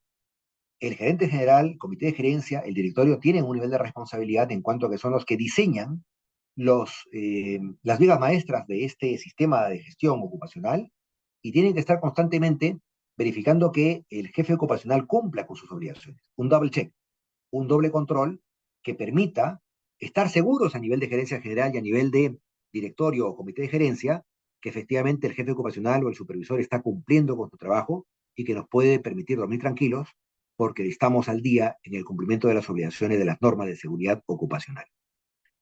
Eh, y además, el inspector, tratándose del inspector de SUNAFIL, debe diferenciar, dice el Tribunal de Fiscalización Laboral, entre la falta de conocimiento de los trabajadores sobre el riesgo y la ausencia de supervisión. Solo si la ausencia de supervisión del empleador es causa inmediata y directa del accidente, tendrá responsabilidad del empleador. También tendrá una responsabilidad indirecta la falta de conocimiento de los trabajadores sobre el riesgo ocupacional. ¿Esto a qué me lleva? A que es vital, señores, que al inicio de la relación laboral el trabajador tenga como anexo a su contrato de trabajo, o sea capacitado después en ello, conocimiento de cuáles son los riesgos ocupacionales en materia general en el centro de trabajo en el cual labora el trabajador, que puede ser su casa inclusive, en el caso del trabajo, y los riesgos específicos particulares de su puesto de trabajo. Estos dos riesgos deben ser comunicados al trabajador, capacitado el trabajador en ello, para que cuando ocurra la contingencia no se culpe a la empresa de ignorancia del trabajador por omisión del empleador. No, el empleador capacitó debidamente al trabajador y el trabajador, pese a que estaba capacitado, cometió el error. Y entonces la responsabilidad se imputa solo al trabajador y ya no alcanza al empleador. Esta resolución 005 del presente año dice también dos cosas necesariamente relevantes, ¿no? En primer lugar, la obligación de prevención no solo incumbe al empleador directo del trabajador que resulte afectado por el incumplimiento de las normas ocupacionales, sino que se extiende a la empresa que acoge en sus instalaciones, al personal directo o indirecto, incluso a usuarios o visitantes dentro de esto. Si yo mañana voy a una planta o a un centro de trabajo de ustedes como asesor externo y me pasa algo, así yo no proteste, si eso es descubierto por un inspector de SUNAFIL y encuentra que hubo errores ocupacionales de ustedes, así uno proteste, ustedes pueden ser acreedores de una multa. Y evidentemente, si de esto se entera la fiscalía, a una investigación de oficio para que pueda terminar esto en un caso penal. Y como vimos, ¿no? Cuando ya me explicó, si es que SUNAFIL considera que tenemos responsabilidad, entonces lamentablemente ese criterio puede ser el sustento técnico que necesita el fiscal o el juez penal para condenar penalmente al representante legal de la empresa, si es que no ha habido lo que ya sugiere en torno al deslinde de competencias para efecto de poder detener la responsabilidad en el jefe supervisor de seguridad ocupacional si efectivamente cometió errores y que no alcance al gerente general o al resto del comité de gerencia.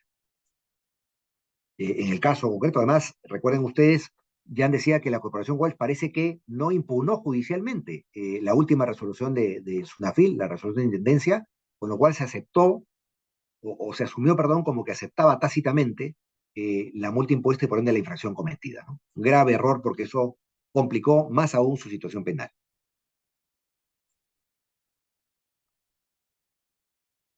Entramos a la última parte de la exposición. Vamos a ver ahora otras resoluciones ya no vinculantes de SUNAFIL, perdón, del Tribunal de Fiscalización Laboral, pero que son igual de importantes porque revelan cómo va la casuística al respecto, ¿no? Y cuáles son los principales errores que cometen las empresas en materia de seguridad y salud ocupacional. En primer lugar, esta resolución de la 064 del año 2021, en la cual se dice que el accidente mortal es aquel suceso cuyas lesiones producen la muerte del trabajador, obvio, desenlace que manifiesta una grave falla en el sistema de prevención de riesgos. Otra vez la responsabilidad objetiva, otra vez la presunción de responsabilidad del empleador. Muerto el trabajador en la empresa, configurado esto como accidente de trabajo, el empleador es responsable, salvo que pruebe lo contrario. ¿Qué es probar lo contrario? Probar que cumplió con todas las normas de seguridad ocupacional. Y eso hay que demostrarlo, cosa que aparentemente en el caso penal de Corporación Walsh no se hizo en su momento. Los elementos para su configuración son básicamente, en primer lugar, la causa externa o agente productor extraño a la víctima, extraño al trabajador. No se asume pues que el trabajador se va a autoinfligir daño, evidentemente, ¿no? Pero puede pasar. La instantaneidad o el tiempo breve de duración del hecho generador, del accidente mismo, y la lesión como consecuencia del hecho, el daño que ocasiona al trabajador el accidente de trabajo.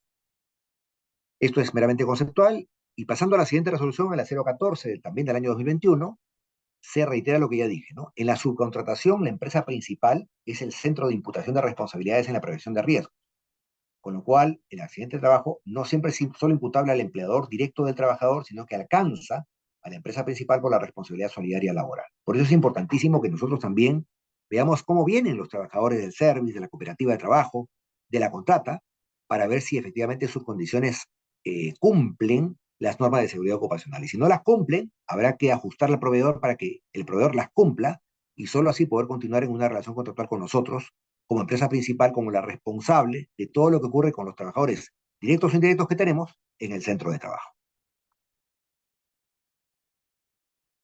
Luego tenemos la resolución 318 del año 2021, que dice que si no hay una vinculación clara y directa entre la conducta del empleador y el fallecimiento del trabajador, no hay responsabilidad del empleador. Este es un caso en el cual el trabajador fallece por COVID, habiendo previamente chocado con un vehículo de propiedad de la empresa mientras desarrollaba sus funciones cotidianas, fue llevado al hospital y no muere por el choque mismo, por el daño o las heridas que le produjo el choque, sino muere por COVID. Ya tenía COVID, se agrava el COVID, y como el COVID no es una enfermedad ocupacional ni tampoco tiene una causa claramente determinable, esto determina que el empleador esté exento de responsabilidad porque es un tipo de enfermedad, primero, como dije, que no es ocupacional, y segundo, que no puede determinarse su causa, ¿no? Luego, la 042 del año 2021, en esta resolución se dice que si el inspector no puede determinar la causa de la muerte del trabajador imputable al empleador, no hay responsabilidad de este. El inspector no puede tratar de forzar la figura para de todas maneras culpar al empleador. Tiene que demostrar esa relación causa-efecto. Si no la hay, entonces no puede imputar responsabilidad, no puede multar al empleador, ¿no?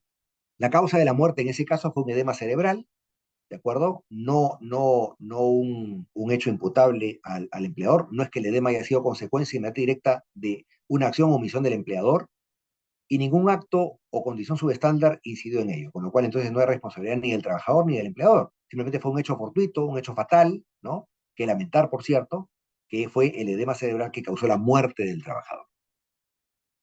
La resolución 058 dice que los defectos del reglamento interno de seguridad ocupacional y su no entrega al trabajador no pueden ser causa de la colisión de dos vehículos en el centro de trabajo, obviamente, ¿no?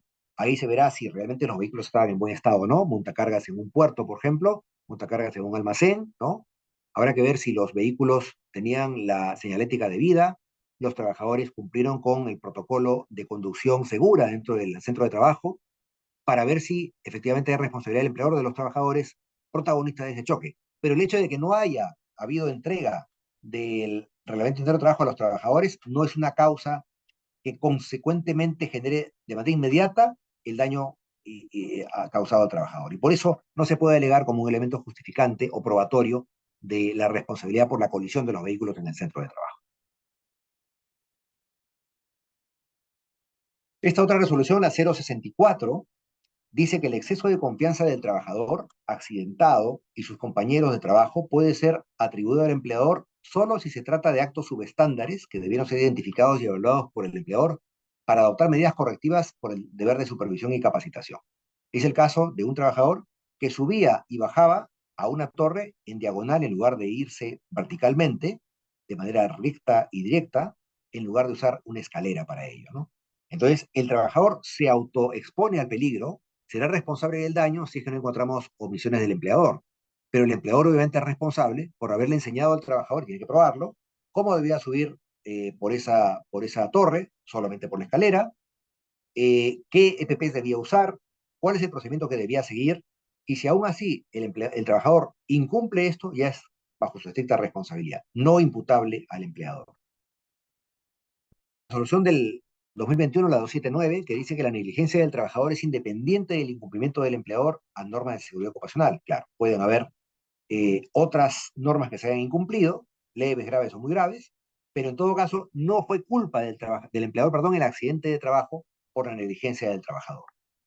No brindar información suficiente y la formación en materia de los riesgos ocupacionales y no tener el reglamento interno de seguridad ocupacional son parte de las causas del accidente, solo si efectivamente se prueba que estas omisiones tienen una relación directa y proporcional al accidente sufrido. Luego, la 127 del año pasado, y entrando a la resolución del año pasado, dice que el trabajador debe comunicar al empleador las fallas en la plancha compactadora si fue capacitado por el empleador en su manejo. Si no lo hace, no hay responsabilidad del empleador. Bueno, esto en tanto efectivamente no sea el periodo o el momento de que el empleador verifique constantemente el estado de la plancha compactadora para saber si funciona bien o mal. Pero si la revisó como debió haberlo hecho en un momento determinado y el trabajador la usa y se da cuenta que está con fallas y no reporta esto al empleador, entonces evidentemente el empleador cumplió con todas sus obligaciones, inclusive de mantenimiento de la máquina, a tiempo. Pero al no ver al trabajador de repente usando la máquina porque está en un centro de trabajo alejado, entonces el empleador no es responsable, sino en todo caso el trabajador por no haber avisado de los desperfectos de esa máquina plancha compactadora. Luego, la resolución 603 del año pasado, que dice que si el trabajador realiza un viaje en comisión de servicios en un vehículo no proporcionado por el empleador, sino contratado por el trabajador, eventualmente con los viáticos, debe adoptar el trabajador las previsiones de seguridad. Debe contratar un vehículo que esté en buen estado o aparente buen estado y que debe cuidar que el conductor no maneje a alta velocidad para evitar un accidente de carretera, por ejemplo, ¿no?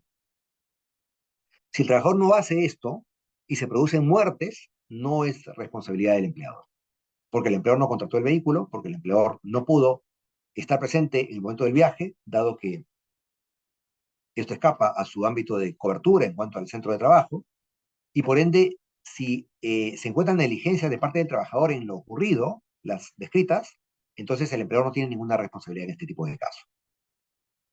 La resolución del año 2021, la 102, dice que no dar mantenimiento a una estructura del centro de trabajo, los peldaños de una escalera mecánica, y no señalizar y delimitar el acceso al tanque de agua es un defecto de supervisión. En consecuencia, hay responsabilidad del empleador. Luego, en la resolución 278 del 2021, se dice que la supervisión efectiva de las labores para evitar accidentes es una obligación del empleador, pese a que el puesto de trabajo no es de alto riesgo. Claro, tenemos que supervisar también como empresas hasta las condiciones de seguridad ocupacional, ahora en el teletrabajo, por ejemplo, de un trabajador que hace una labor administrativa que definitivamente no está sujeta a alto riesgo. Ok, el reglamento de la ley de teletrabajo dice que puede haber un autoexamen, le enviamos un formulario al trabajador para que diga sí o no a los riesgos ocupacionales, pero ciertamente tenemos que capacitar al trabajador para que pueda responder adecuadamente. Si nos miente, ya no es nuestra responsabilidad, pero si no ha sido capacitado y se equivoca y pasa algo, ese algo es responsabilidad del empleado. La resolución 645 de 2021 también dice que es accidente de trabajo toda agresión sufrida por el trabajador de parte del cliente en la entidad bancaria, debiendo el empleador adoptar medidas de prevención como identificar dicho riesgo en el IPER y evitar capacitaciones respectivas. En este caso, estamos ante un cliente que en una agencia bancaria agrede físicamente a un recibidor pagador. Se tira encima del mostrador y lo agrede. Bueno, curiosamente, Sunapil consideró que ahí había una responsabilidad de parte del banco. ¿Por qué? Porque el banco no pudo acreditar que, primero, esa actividad o ese supuesto sumamente extraño e inusual debía estar contemplado en el IPER. Y segundo, en base a ello, el banco debió haber capacitado al trabajador para saber cómo manejar este tipo de situaciones. La verdad, muy discutible esto porque evidentemente las empresas no capacitan en defensa personal necesariamente a sus trabajadores, sobre todo si estamos hablando de clientes que supuestamente van a comportarse debidamente y si supuestamente tenemos guardias de seguridad, sino policías, en la puerta de las agencias bancarias para resguardar la seguridad de todos los que están dentro, ¿no? Luego la resolución 171 del año 2021, que dice que la falta de aprobación del reglamento interno de seguridad ocupacional por el Comité de Seguridad Ocupacional no es causa del accidente de trabajo, en el caso concreto, porque no hay relación causa-efecto, no hay una relación inmediata y directa, pero sí es una infracción formal sancionable con una multa, ¿no? No por accidente de trabajo, pero sí por haber no tenido oportunamente el documento de gestión aprobado y operativo. Bien, esas eran las principales reflexiones que quería formular en materia de seguridad ocupacional desde la perspectiva laboral. Recapitulando lo que Jan y yo hemos dicho, primero que es importantísimo que cumplamos con todas las obligaciones de seguridad ocupacional, sobre todo con estas que hemos mencionado que están vinculadas a los accidentes de trabajo y que generan infracciones muy graves. Para eso estamos a disposición, para poder hacer auditorías, simulacros de inspección en vuestras instalaciones, para que todos tengan la seguridad de que están en regla y que pueden enfrentar una inspección en seguridad ocupacional en cualquier momento con cierta tranquilidad. Lo segundo, que haya una competencia funcional, ¿no? Un delinde de responsabilidades en base al job description o descripción de funciones, para que efectivamente el encargado de seguridad ocupacional en la empresa, el jefe o el supervisor, sea el parapeto para evitar responsabilidad penal en los gerentes o en el gerente general. Y en consecuencia, que quede claramente escrito que cualquier omisión en el cumplimiento de las normas de seguridad ocupacional será responsabilidad directa del jefe, debiendo si el gerente o el comité de gerencia estar constantemente verificando que el jefe de seguridad ocupacional rinda cuentas de su trabajo para periódicamente estar enterado de lo que está pasando, confiando en que el jefe, nos brinda información certera del cumplimiento de las normas ocupacionales. Luego, dado que es muy importante para un juez penal, por lo que hemos visto ahora, lo que diga SUNAFIL, es importante que si estamos en un procedimiento inspectivo o peor aún sancionatorio, impugnemos y sigamos impugnando para lograr que nos den la razón en las tres instancias administrativas, que incluye el Tribunal de Fiscalización Laboral, y si no logramos eh, tener un resultado favorable, impugnemos judicialmente. Porque más allá de la multa, que pueden irla pagando, evidentemente, lo que puede complicarnos penalmente es que lo ocurrido, como accidente de trabajo, si es mortal sobre todo, tenga implicancias penales y que el juez penal o la sala penal digan que como Sunafil nos ha encontrado culpables y nosotros no hemos cuestionado, impugnado y menos interpuesto una ACA o acción contenciosa administrativa contra la decisión final de la vía administrativa, entonces estamos reconociendo que Sunafil dice la verdad, tiene razón y por ende eso nos genera una responsabilidad penal inmediata, ¿no? La pericia técnica de SUNAFIL en cuanto a la suerte del sancionador es evidentemente muy importante para decidir la suerte del proceso penal. Dicho esto, le pido a Ian que juntos vayamos verbalmente absorbiendo las consultas del Q&A que tenemos ahí en la parte inferior. Eh, por ejemplo, el señor Walter Taipe pregunta, ¿por qué la responsabilidad llega al gerente general y no en orden de prelación al gerente de recursos humanos u otro funcionario responsable de la seguridad y salud en el trabajo? Ya no sé si puedes comentar algo al respecto, yo hago después un comentario de la perspectiva laboral. Sí, sí, cómo no. Como dije en mi explicación, incluso utilicé una caricatura de Kino. Lamentablemente, para el Poder Judicial y el Ministerio Público eh, existe una predisposición, una predisposición para encontrar responsable al máximo representante de una empresa, ¿no? Se asume que él es un ser omnipresente y que tiene que estar en todos lados y que es representante o partícipe en todos los procesos y actividades de la empresa. Entonces, para responderle a la pregunta de Walter Taipe, ¿por qué se responsabiliza al gerente general de manera directa y no en orden de prelación un gerente de recursos humanos? Es que en realidad la mala praxis hace que siempre se busque responsabilizar al máximo representante de la empresa, esto al gerente general.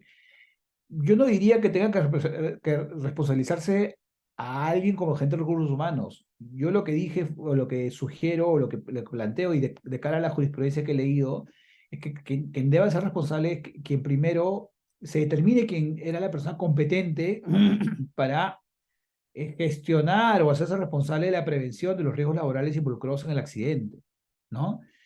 En alguna empresa será el gerente de recursos humanos, será el jefe de SCT, el prevencionista, el gerente de operaciones, en fin. Pero hay que indagar en la información interna de la empresa y ver quién era funcionalmente el responsable de esta tarea, ¿no? Eh, puede, solamente esta indagación se podrá dilucidar si es que el gerente general tenía algún tipo de participación en los hechos, eventualmente el gerente de recursos humanos u otro, ¿no? Pero este paso es clave para, con datos objetivos, poder determinar quién tenía una competencia o una tarea o una responsabilidad en la materia y por ende que la haya incumplido, ¿no?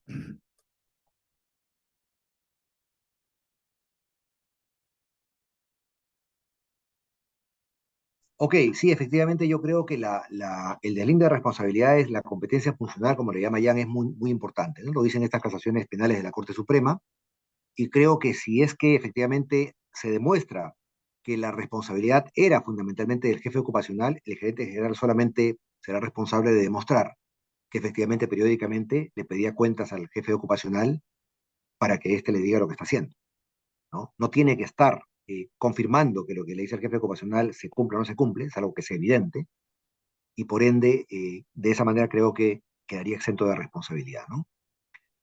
Ahora, esto puede ser extensivo a que el jefe de seguridad ocupacional pueda también ser responsable de verificar las condiciones en las cuales se da el trabajo de los trabajadores de terceros, o sea, contratistas, servicios, cooperativas de trabajo, en el centro de trabajo de la empresa cliente, de la empresa principal, ¿no? Y evidentemente en los contratos que celebren ustedes con estos proveedores de trabajadores o de servicios, debe también haber cláusulas que permitan que ustedes periódicamente fiscalicen el cumplimiento de sus obligaciones laborales como empleador, naturalmente, y que además fiscalicen de facto en el centro de trabajo de ustedes si tienen los CPPs, si tienen las herramientas de trabajo suficientes, si tienen procedimientos o metodología de trabajo que sean seguras y que sean compatibles con vuestros estándares de seguridad ocupacional. El IPER tiene que cubrir todos los riesgos, no solamente de los trabajadores de la planilla de la empresa principal o cliente, sino de las actividades desarrolladas por terceros. Inclusive no solamente por gente que debería estar en planilla, sino por practicantes, jóvenes en formación laboral, aprendices y hasta por visitantes externos que puedan estar circunstancialmente en el centro de trabajo de ustedes y que sufran lamentablemente un accidente que puede ser hasta mortal, ¿no? Luego tenemos la entrega del EPP corresponde al empleador directo, en ese caso sería el contratista. ¿Es correcto? Sí, salvo que sea intermediación laboral, ¿no? En ese caso, ustedes como clientes pueden brindar esos EPPs.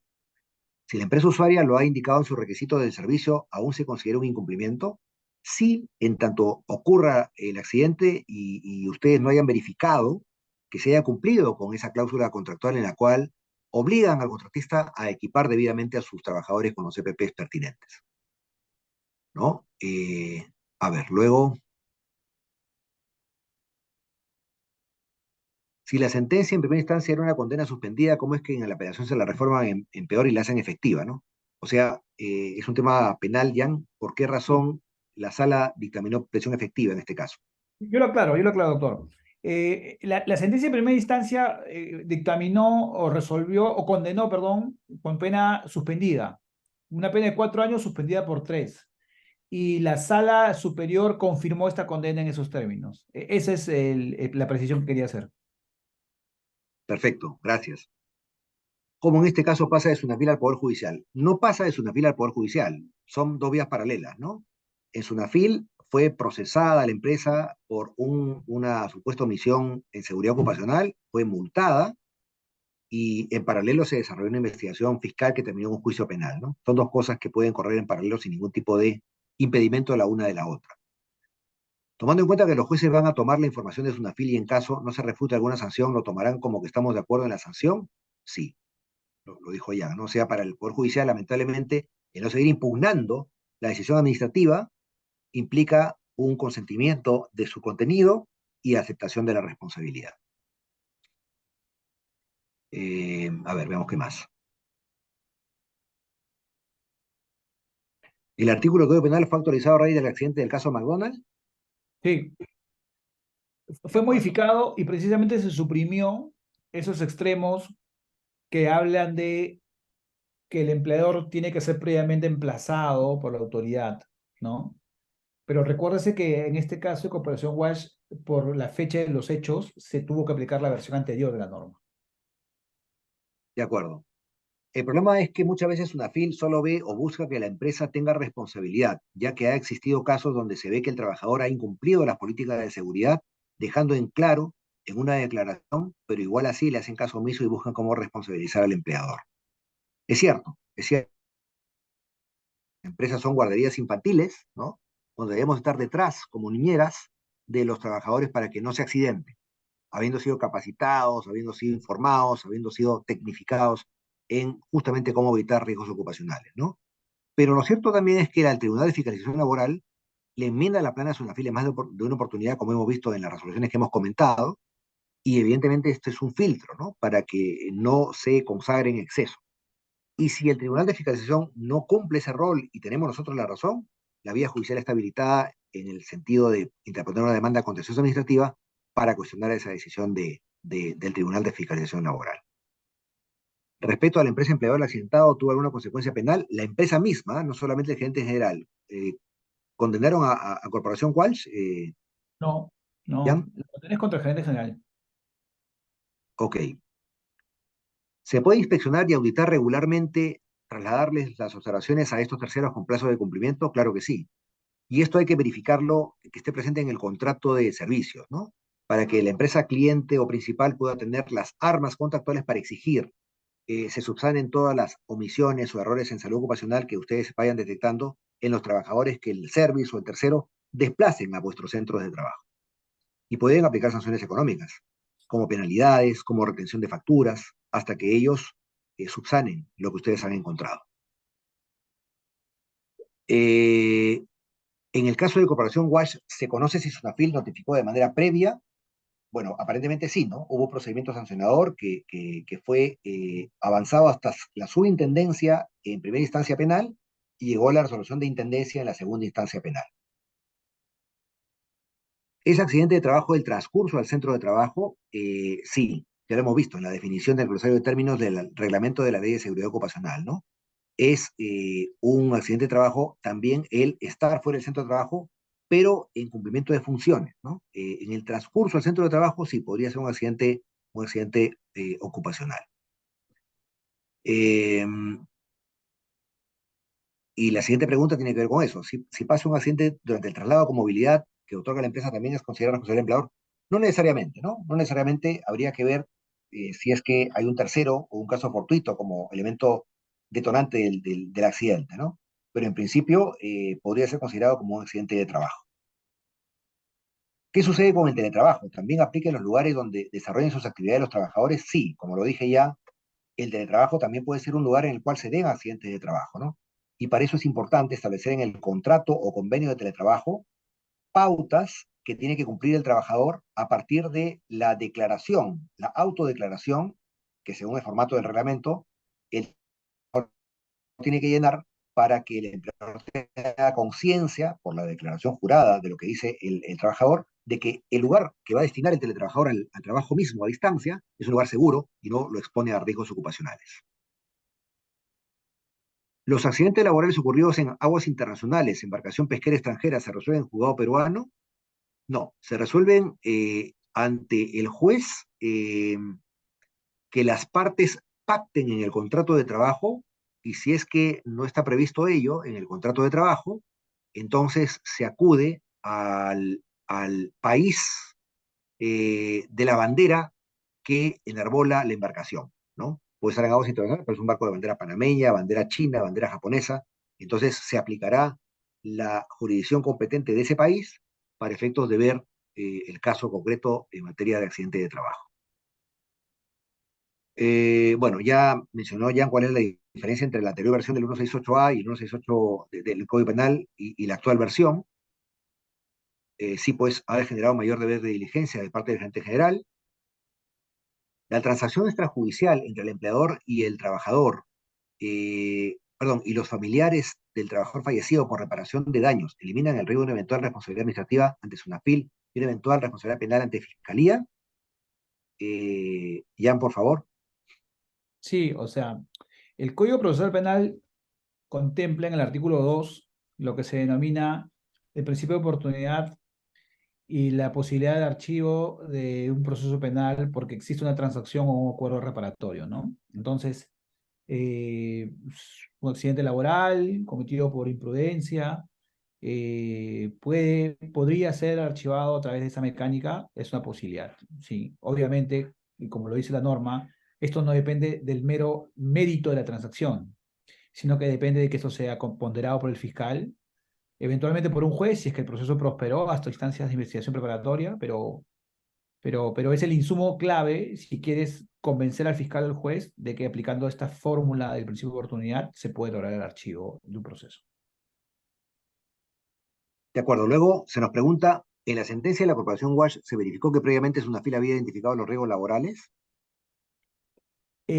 Como dije en mi exposición, efectivamente, desde la sentencia de primera instancia, la sentencia se apoya en primera instancia en el acta de infracción y en la resolución de subintendencia, que a la par se apoya en el acta de infracción y sus hallazgos. En segunda instancia, a esto se suma la resolución de la intendencia de SUNAFIL. De acuerdo. Cuando me refiero a los jefes y supervisores de línea, son los de producción, operaciones o mantenimiento que tienen tanto o más responsabilidad en la seguridad de los trabajos que vimos, planifican, ejecutan y supervisan. Sin duda alguna, no solamente el jefe de seguridad ocupacional será el único responsable, el único pararrayo de toda responsabilidad al respecto, sino también los jefes que dispusieron desarrollar una actividad de una u otra manera en particular, ¿no? Exponiendo al trabajador a riesgos ocupacionales. Y por eso es bien importante que la empresa tenga en cuenta que hay 4 capacitaciones al año que hacer al personal en materia de seguridad ocupacional, y siempre recomendamos que una de esas capacitaciones sea en materia laboral legal, para que los jefes o supervisores, sobre todo, sepan cuáles son las consecuencias de sus actos y qué cosas pueden ocasionar, como responsabilidad penal individual, suyas, de los gerentes generales, ¿no? Y evidentemente indemnizaciones y multas de 6 dígitos para la empresa. Entonces, tiene que haber sensibilidad en esto y solamente se desarrolla si es que los trabajadores toman conciencia de cuál es el impacto de la consecuencia de una mala decisión en materia de seguridad ocupacional.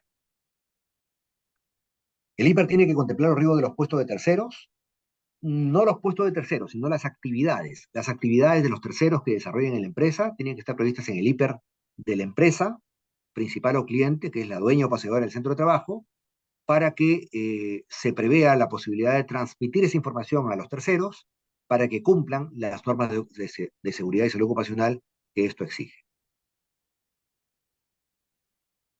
Parapetos deben ser del jefe de operaciones de producción y mantenimiento porque ellos planifican, ejecutan y supervisan. Ellos reciben todos los instructivos de seguridad. Sí, esto ya lo contestamos, ¿no?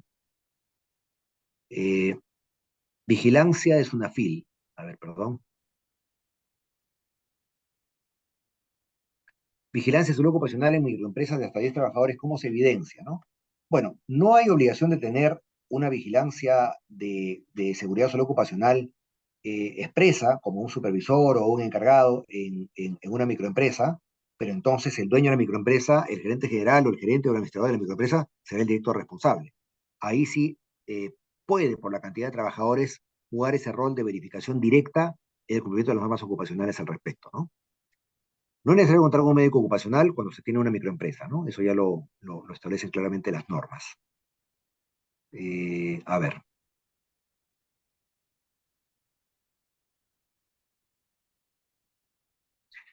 en el caso Walsh, ¿es válida los testimonios de trabajadores en contra de la empresa sin tener oportunidad de descargo respectivo, asumiendo que los trabajadores pueden tener manifestaciones malintencionadas? Bueno, ya lo dijo, ¿no? Sí, Sí, adelante ya. sí, como dije, o sea, la resolución se basa en el dicho de dos trabajadores que dicho, no lo dije, pero era lo preciso, que además eran primos de fallecido, y con eso se condena. Pero luego, cuando la sala, a pedido del impugnante, revisa la prueba de descargo del impugnante, dice, mira, el impugnante, que es el gerente general, también tiene testigos, pero lo que dicen los testigos no ha sido corroborado con prueba adicional, con prueba documental. O sea, los testigos del impugnante dicen de que sí han habido prevenciones, capacitaciones, bla, bla, bla, pero ello no lo podemos corroborar con acervo documental. Por eso es que en mi exposición yo era enfático en decirles que es indispensable que todas las medidas de cumplimiento laboral que se adopten tengan trazabilidad, porque si no, lamentablemente no vamos a poder contar con ese insumo en el marco de un proceso penal. El jefe supervisor Soma tampoco es omnipresente. Claro que no lo es. No puede estar como Dios presente en todos lados cuidando que los trabajadores no se accidenten. Pero por eso, como dije, si el empleador prueba de que cumplió con todas sus normas de seguridad ocupacional vinculadas directamente al accidente, no será responsable del accidente. Será culpa del trabajador o culpa de terceros o culpa del destino, ¿no? Un caso fortuito, fuerza mayor, un terremoto, un atentado terrorista, en fin. Entonces ahí no hay problema. Lo importante es que estemos al día en el cumplimiento de las normas y por eso, como decía, es crucial que hagamos estas auditorías, que hagamos estos simulacros de inspección para ver cómo se encuentran ustedes en materia de seguridad ocupacional y puedan estar tranquilos o puedan levantar las omisiones oportunamente antes de que se produzca realmente la inspección o peor aún el accidente de trabajo. En caso de actividades específicas temporales, eh, campaña de 2 o 3 días, ¿cómo se hace el deslinde de la responsabilidad? Bueno, ahí es muy difícil, la verdad, poder hacerlo por la brevísima duración del destaque hacia el centro de trabajo de la empresa cliente, ¿no? Pero igual, yo creo que habría que por lo menos establecer en los contratos de servicios las previsiones correspondientes para que se atribuya responsabilidad básicamente al, al contratista o al service al respecto, ¿no? Ahora, va a ser muy mala suerte que en esos 2 o 3 días pase algo, ¿no? Pero sí, ciertamente puede pasar. Lo importante es que de repente el jefe de Soma, cuando recibe a estos trabajadores, verifique visualmente y rápidamente que están cumpliendo con sus EPPs y todo lo demás, ¿no? Que están desarrollando un trabajo en condiciones seguras, siguiendo una metodología de trabajo que no los exponga al riesgo ocupacional.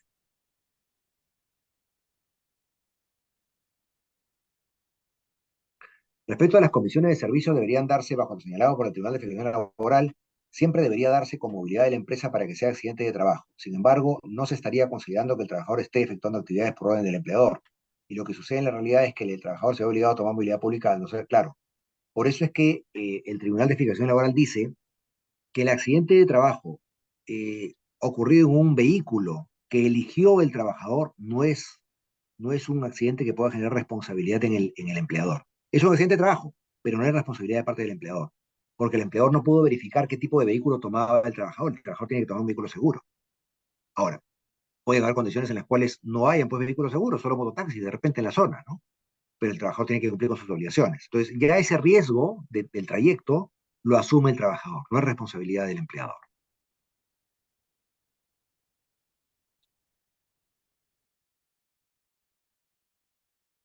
Así como expusieron que un accidente en bancos por parte de los clientes es un accidente de trabajo, ¿es lo mismo para las instituciones educativas, institutos o universidades? Sí, yo creo que ese es un criterio, el que expuse, muy discutible, no estoy de acuerdo para nada, porque evidentemente es una situación de caso fortuito, ¿no? No puede ser responsable el empleador de una agresión física de un estudiante en una universidad o de un padre de familia en un colegio contra un profesor, por ejemplo, ¿no? Porque evidentemente es una situación que se puede dar en cualquier lugar, ¿no? Así que me parece un criterio excesivo de parte del Tribunal de Fiscalización exigir que el empleador tenga protocolos para cómo saber defensa personal para repeler los ataques físicos que suframos los trabajadores en estos centros de trabajo, ¿no? Me parece eso extremo. Veamos,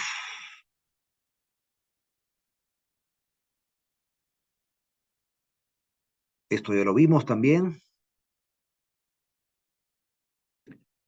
Si es técnico probado y capacitado como mecánico o electricista y el accidente ocurre en esa materia, bueno, evidentemente, solo si es que nosotros como empresa tenemos omisiones en seguridad ocupacional, seremos responsables. Si no, el trabajador será el responsable, ¿no? Y esto ya lo mencioné.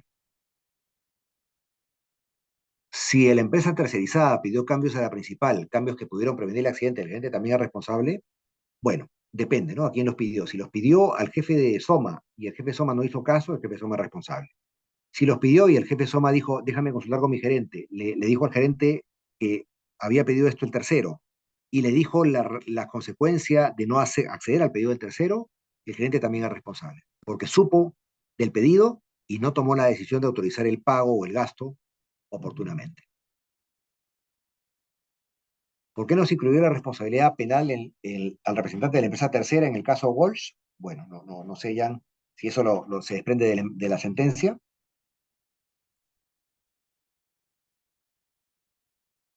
Perdón, no se desprende de la sentencia. Y que no se desprenda de la sentencia implica de que ni siquiera fueron procesados. Es una buena pregunta, ¿no? Porque él también tiene obligaciones, ¿no? Pero nuevamente, lo que sí dice la sentencia es de que el titular de Walsh tiene responsabilidad porque el accidente sucedió en su local. El accidente sucedió en la planta de Walsh, ¿no? De acuerdo. Después, en caso de contratistas que visitan el área de proceso o de campo de manera muy esporádica, ¿qué deberíamos considerar para asegurar que ha sido capacitado y se tiene evidencia objetiva, ha recibido el EPP y existe evidencia objetiva? Deberíamos exigir al contratista que la tarea lo incluya previamente en el IPER, perdón. Bueno, en esos casos, justamente estos tres factores deberían ser materia de verificación, ¿no? Físicamente o documentariamente.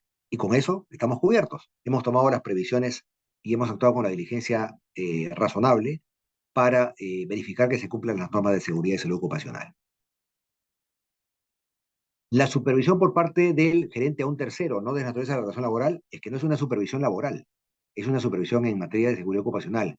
Yo verifico, yo confirmo que mi proveedor está cumpliendo. No estoy dándole órdenes a los trabajadores acerca de cómo hacer su trabajo, porque esos trabajadores no son de mi planilla, son de la planilla del service o son de la planilla del tercero.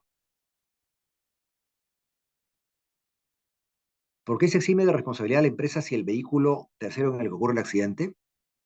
Si en primacía de la realidad la empresa reconoce los viáticos de traslado bajo orden de subordinación, en todo caso tendrían que poner unidad de personal.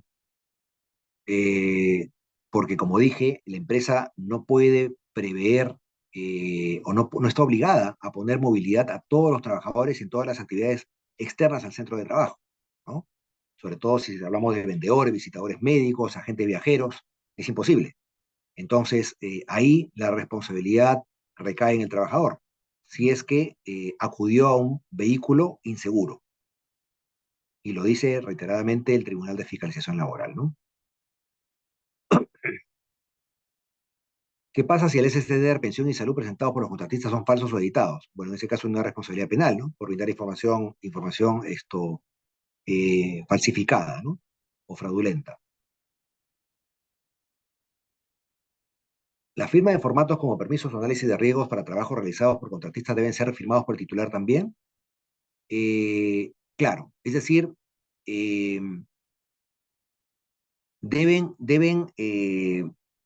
los formatos en materia de seguridad ocupacional deben ser firmados por los trabajadores propios o ajenos en el centro de trabajo, que es nuestra responsabilidad, para poder probar que efectivamente fueron informados acerca de los documentos de gestión del sistema de gestión ocupacional.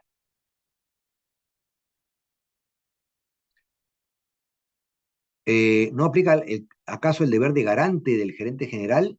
Bueno, como dije, el gerente general es el garante de que se cumplan las rendiciones de cuentas de los jefes de seguridad ocupacional o los jefes respectivos acerca de que se está cumpliendo todo en materia de seguridad ocupacional, ¿no?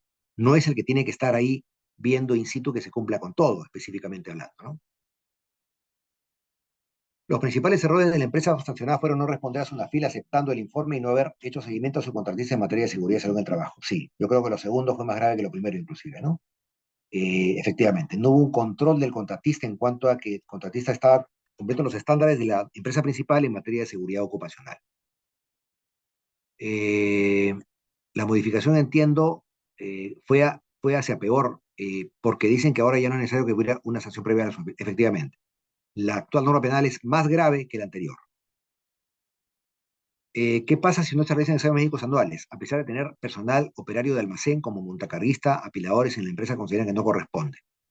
Bueno, los exámenes médicos ocupacionales tienen que ser anuales en el caso de trabajadores de alto riesgo, ¿no? Y bianuales en el caso del resto de trabajadores. Y tienen que hacerse porque así lo manda la ley. Y si no lo hacemos, entonces evidentemente estamos incumpliendo una norma de seguridad ocupacional que puede generar que un problema físico o sensorial del trabajador no sea detectado a tiempo y haya sido la causa directa del accidente. Ahí sí tenemos una responsabilidad por la salud del trabajador. No hemos cuidado la salud ocupacional del trabajador. ¿Qué pasa cuando el responsable de seguridad impone lineamientos, estándares, procedimientos y estos no son cumplidos por los mismos gerentes e inclusive por el gerente general de una empresa? En caso de un accidente mortal, ¿quién se hace responsable? Bueno, para comenzar, yo creo que ese responsable de seguridad tendría que renunciar para no ser responsable, ¿no? Irse de esa empresa donde no le hacen caso. Pero si ocurre el accidente, salvará su responsabilidad habiendo elevado a la instancia superior, a la gerencia, las acciones que escapan de su control y que evidentemente no merecieron atención de parte del gerente. Ahí sí el gerente general podría ser responsable. Porque pese a que el jefe le dice, estamos mal en esto y esto otro, y hay que corregir, y tú tienes la potestad de hacerlo, y el gerente no lo hace, es evidentemente responsable por omisión. ¿Existen imprudencias no temerarias y cuáles son? Bueno, las imprudencias no temerarias son en el caso, por ejemplo, de las infracciones previstas en el reglamento de la Ley General de Inspección, las infracciones leves, por ejemplo, que pueden ser efectivamente no temerarias, ¿no? Infracciones que no generan probablemente la muerte del trabajador, ¿no? Sino de repente una pequeña lesión o un incidente ocupacional, ni siquiera llega a ser un accidente ocupacional. Bien, con gusto podemos absorber el resto de preguntas, que son muchas, por correo electrónico. Les pido que nos lo formulen.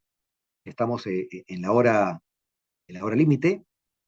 Así que no me queda más que agradecerles mucho su atención y su presencia en este webinar. Esperamos, Jan y yo, haber sido suficientemente claros y sobre todo haber transmitido soluciones prácticas para evitar ese tipo de responsabilidades y quedamos a su disposición para, por ejemplo, ver el tema de la competencia funcional en el job description, establecer claramente cuáles son las responsabilidades del jefe de SOMA o el encargado de seguridad ocupacional o el agente de recursos humanos para evitar responsabilidades posteriores al gerente general o a otros gerentes del comité de gerencia.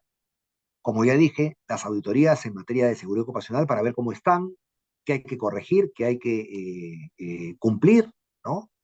Los simulacros de inspección para ver qué comportarnos como inspectores de UNAFIL en cuanto a lo que suelen revisar con más frecuencia, para que ustedes sepan más o menos cómo enfrentar esta situación, y sobre todo tratar de generar una reflexión general en cuanto a que hay pues serias consecuencias a veces en el incumplimiento de normas de seguridad ocupacional, ¿no?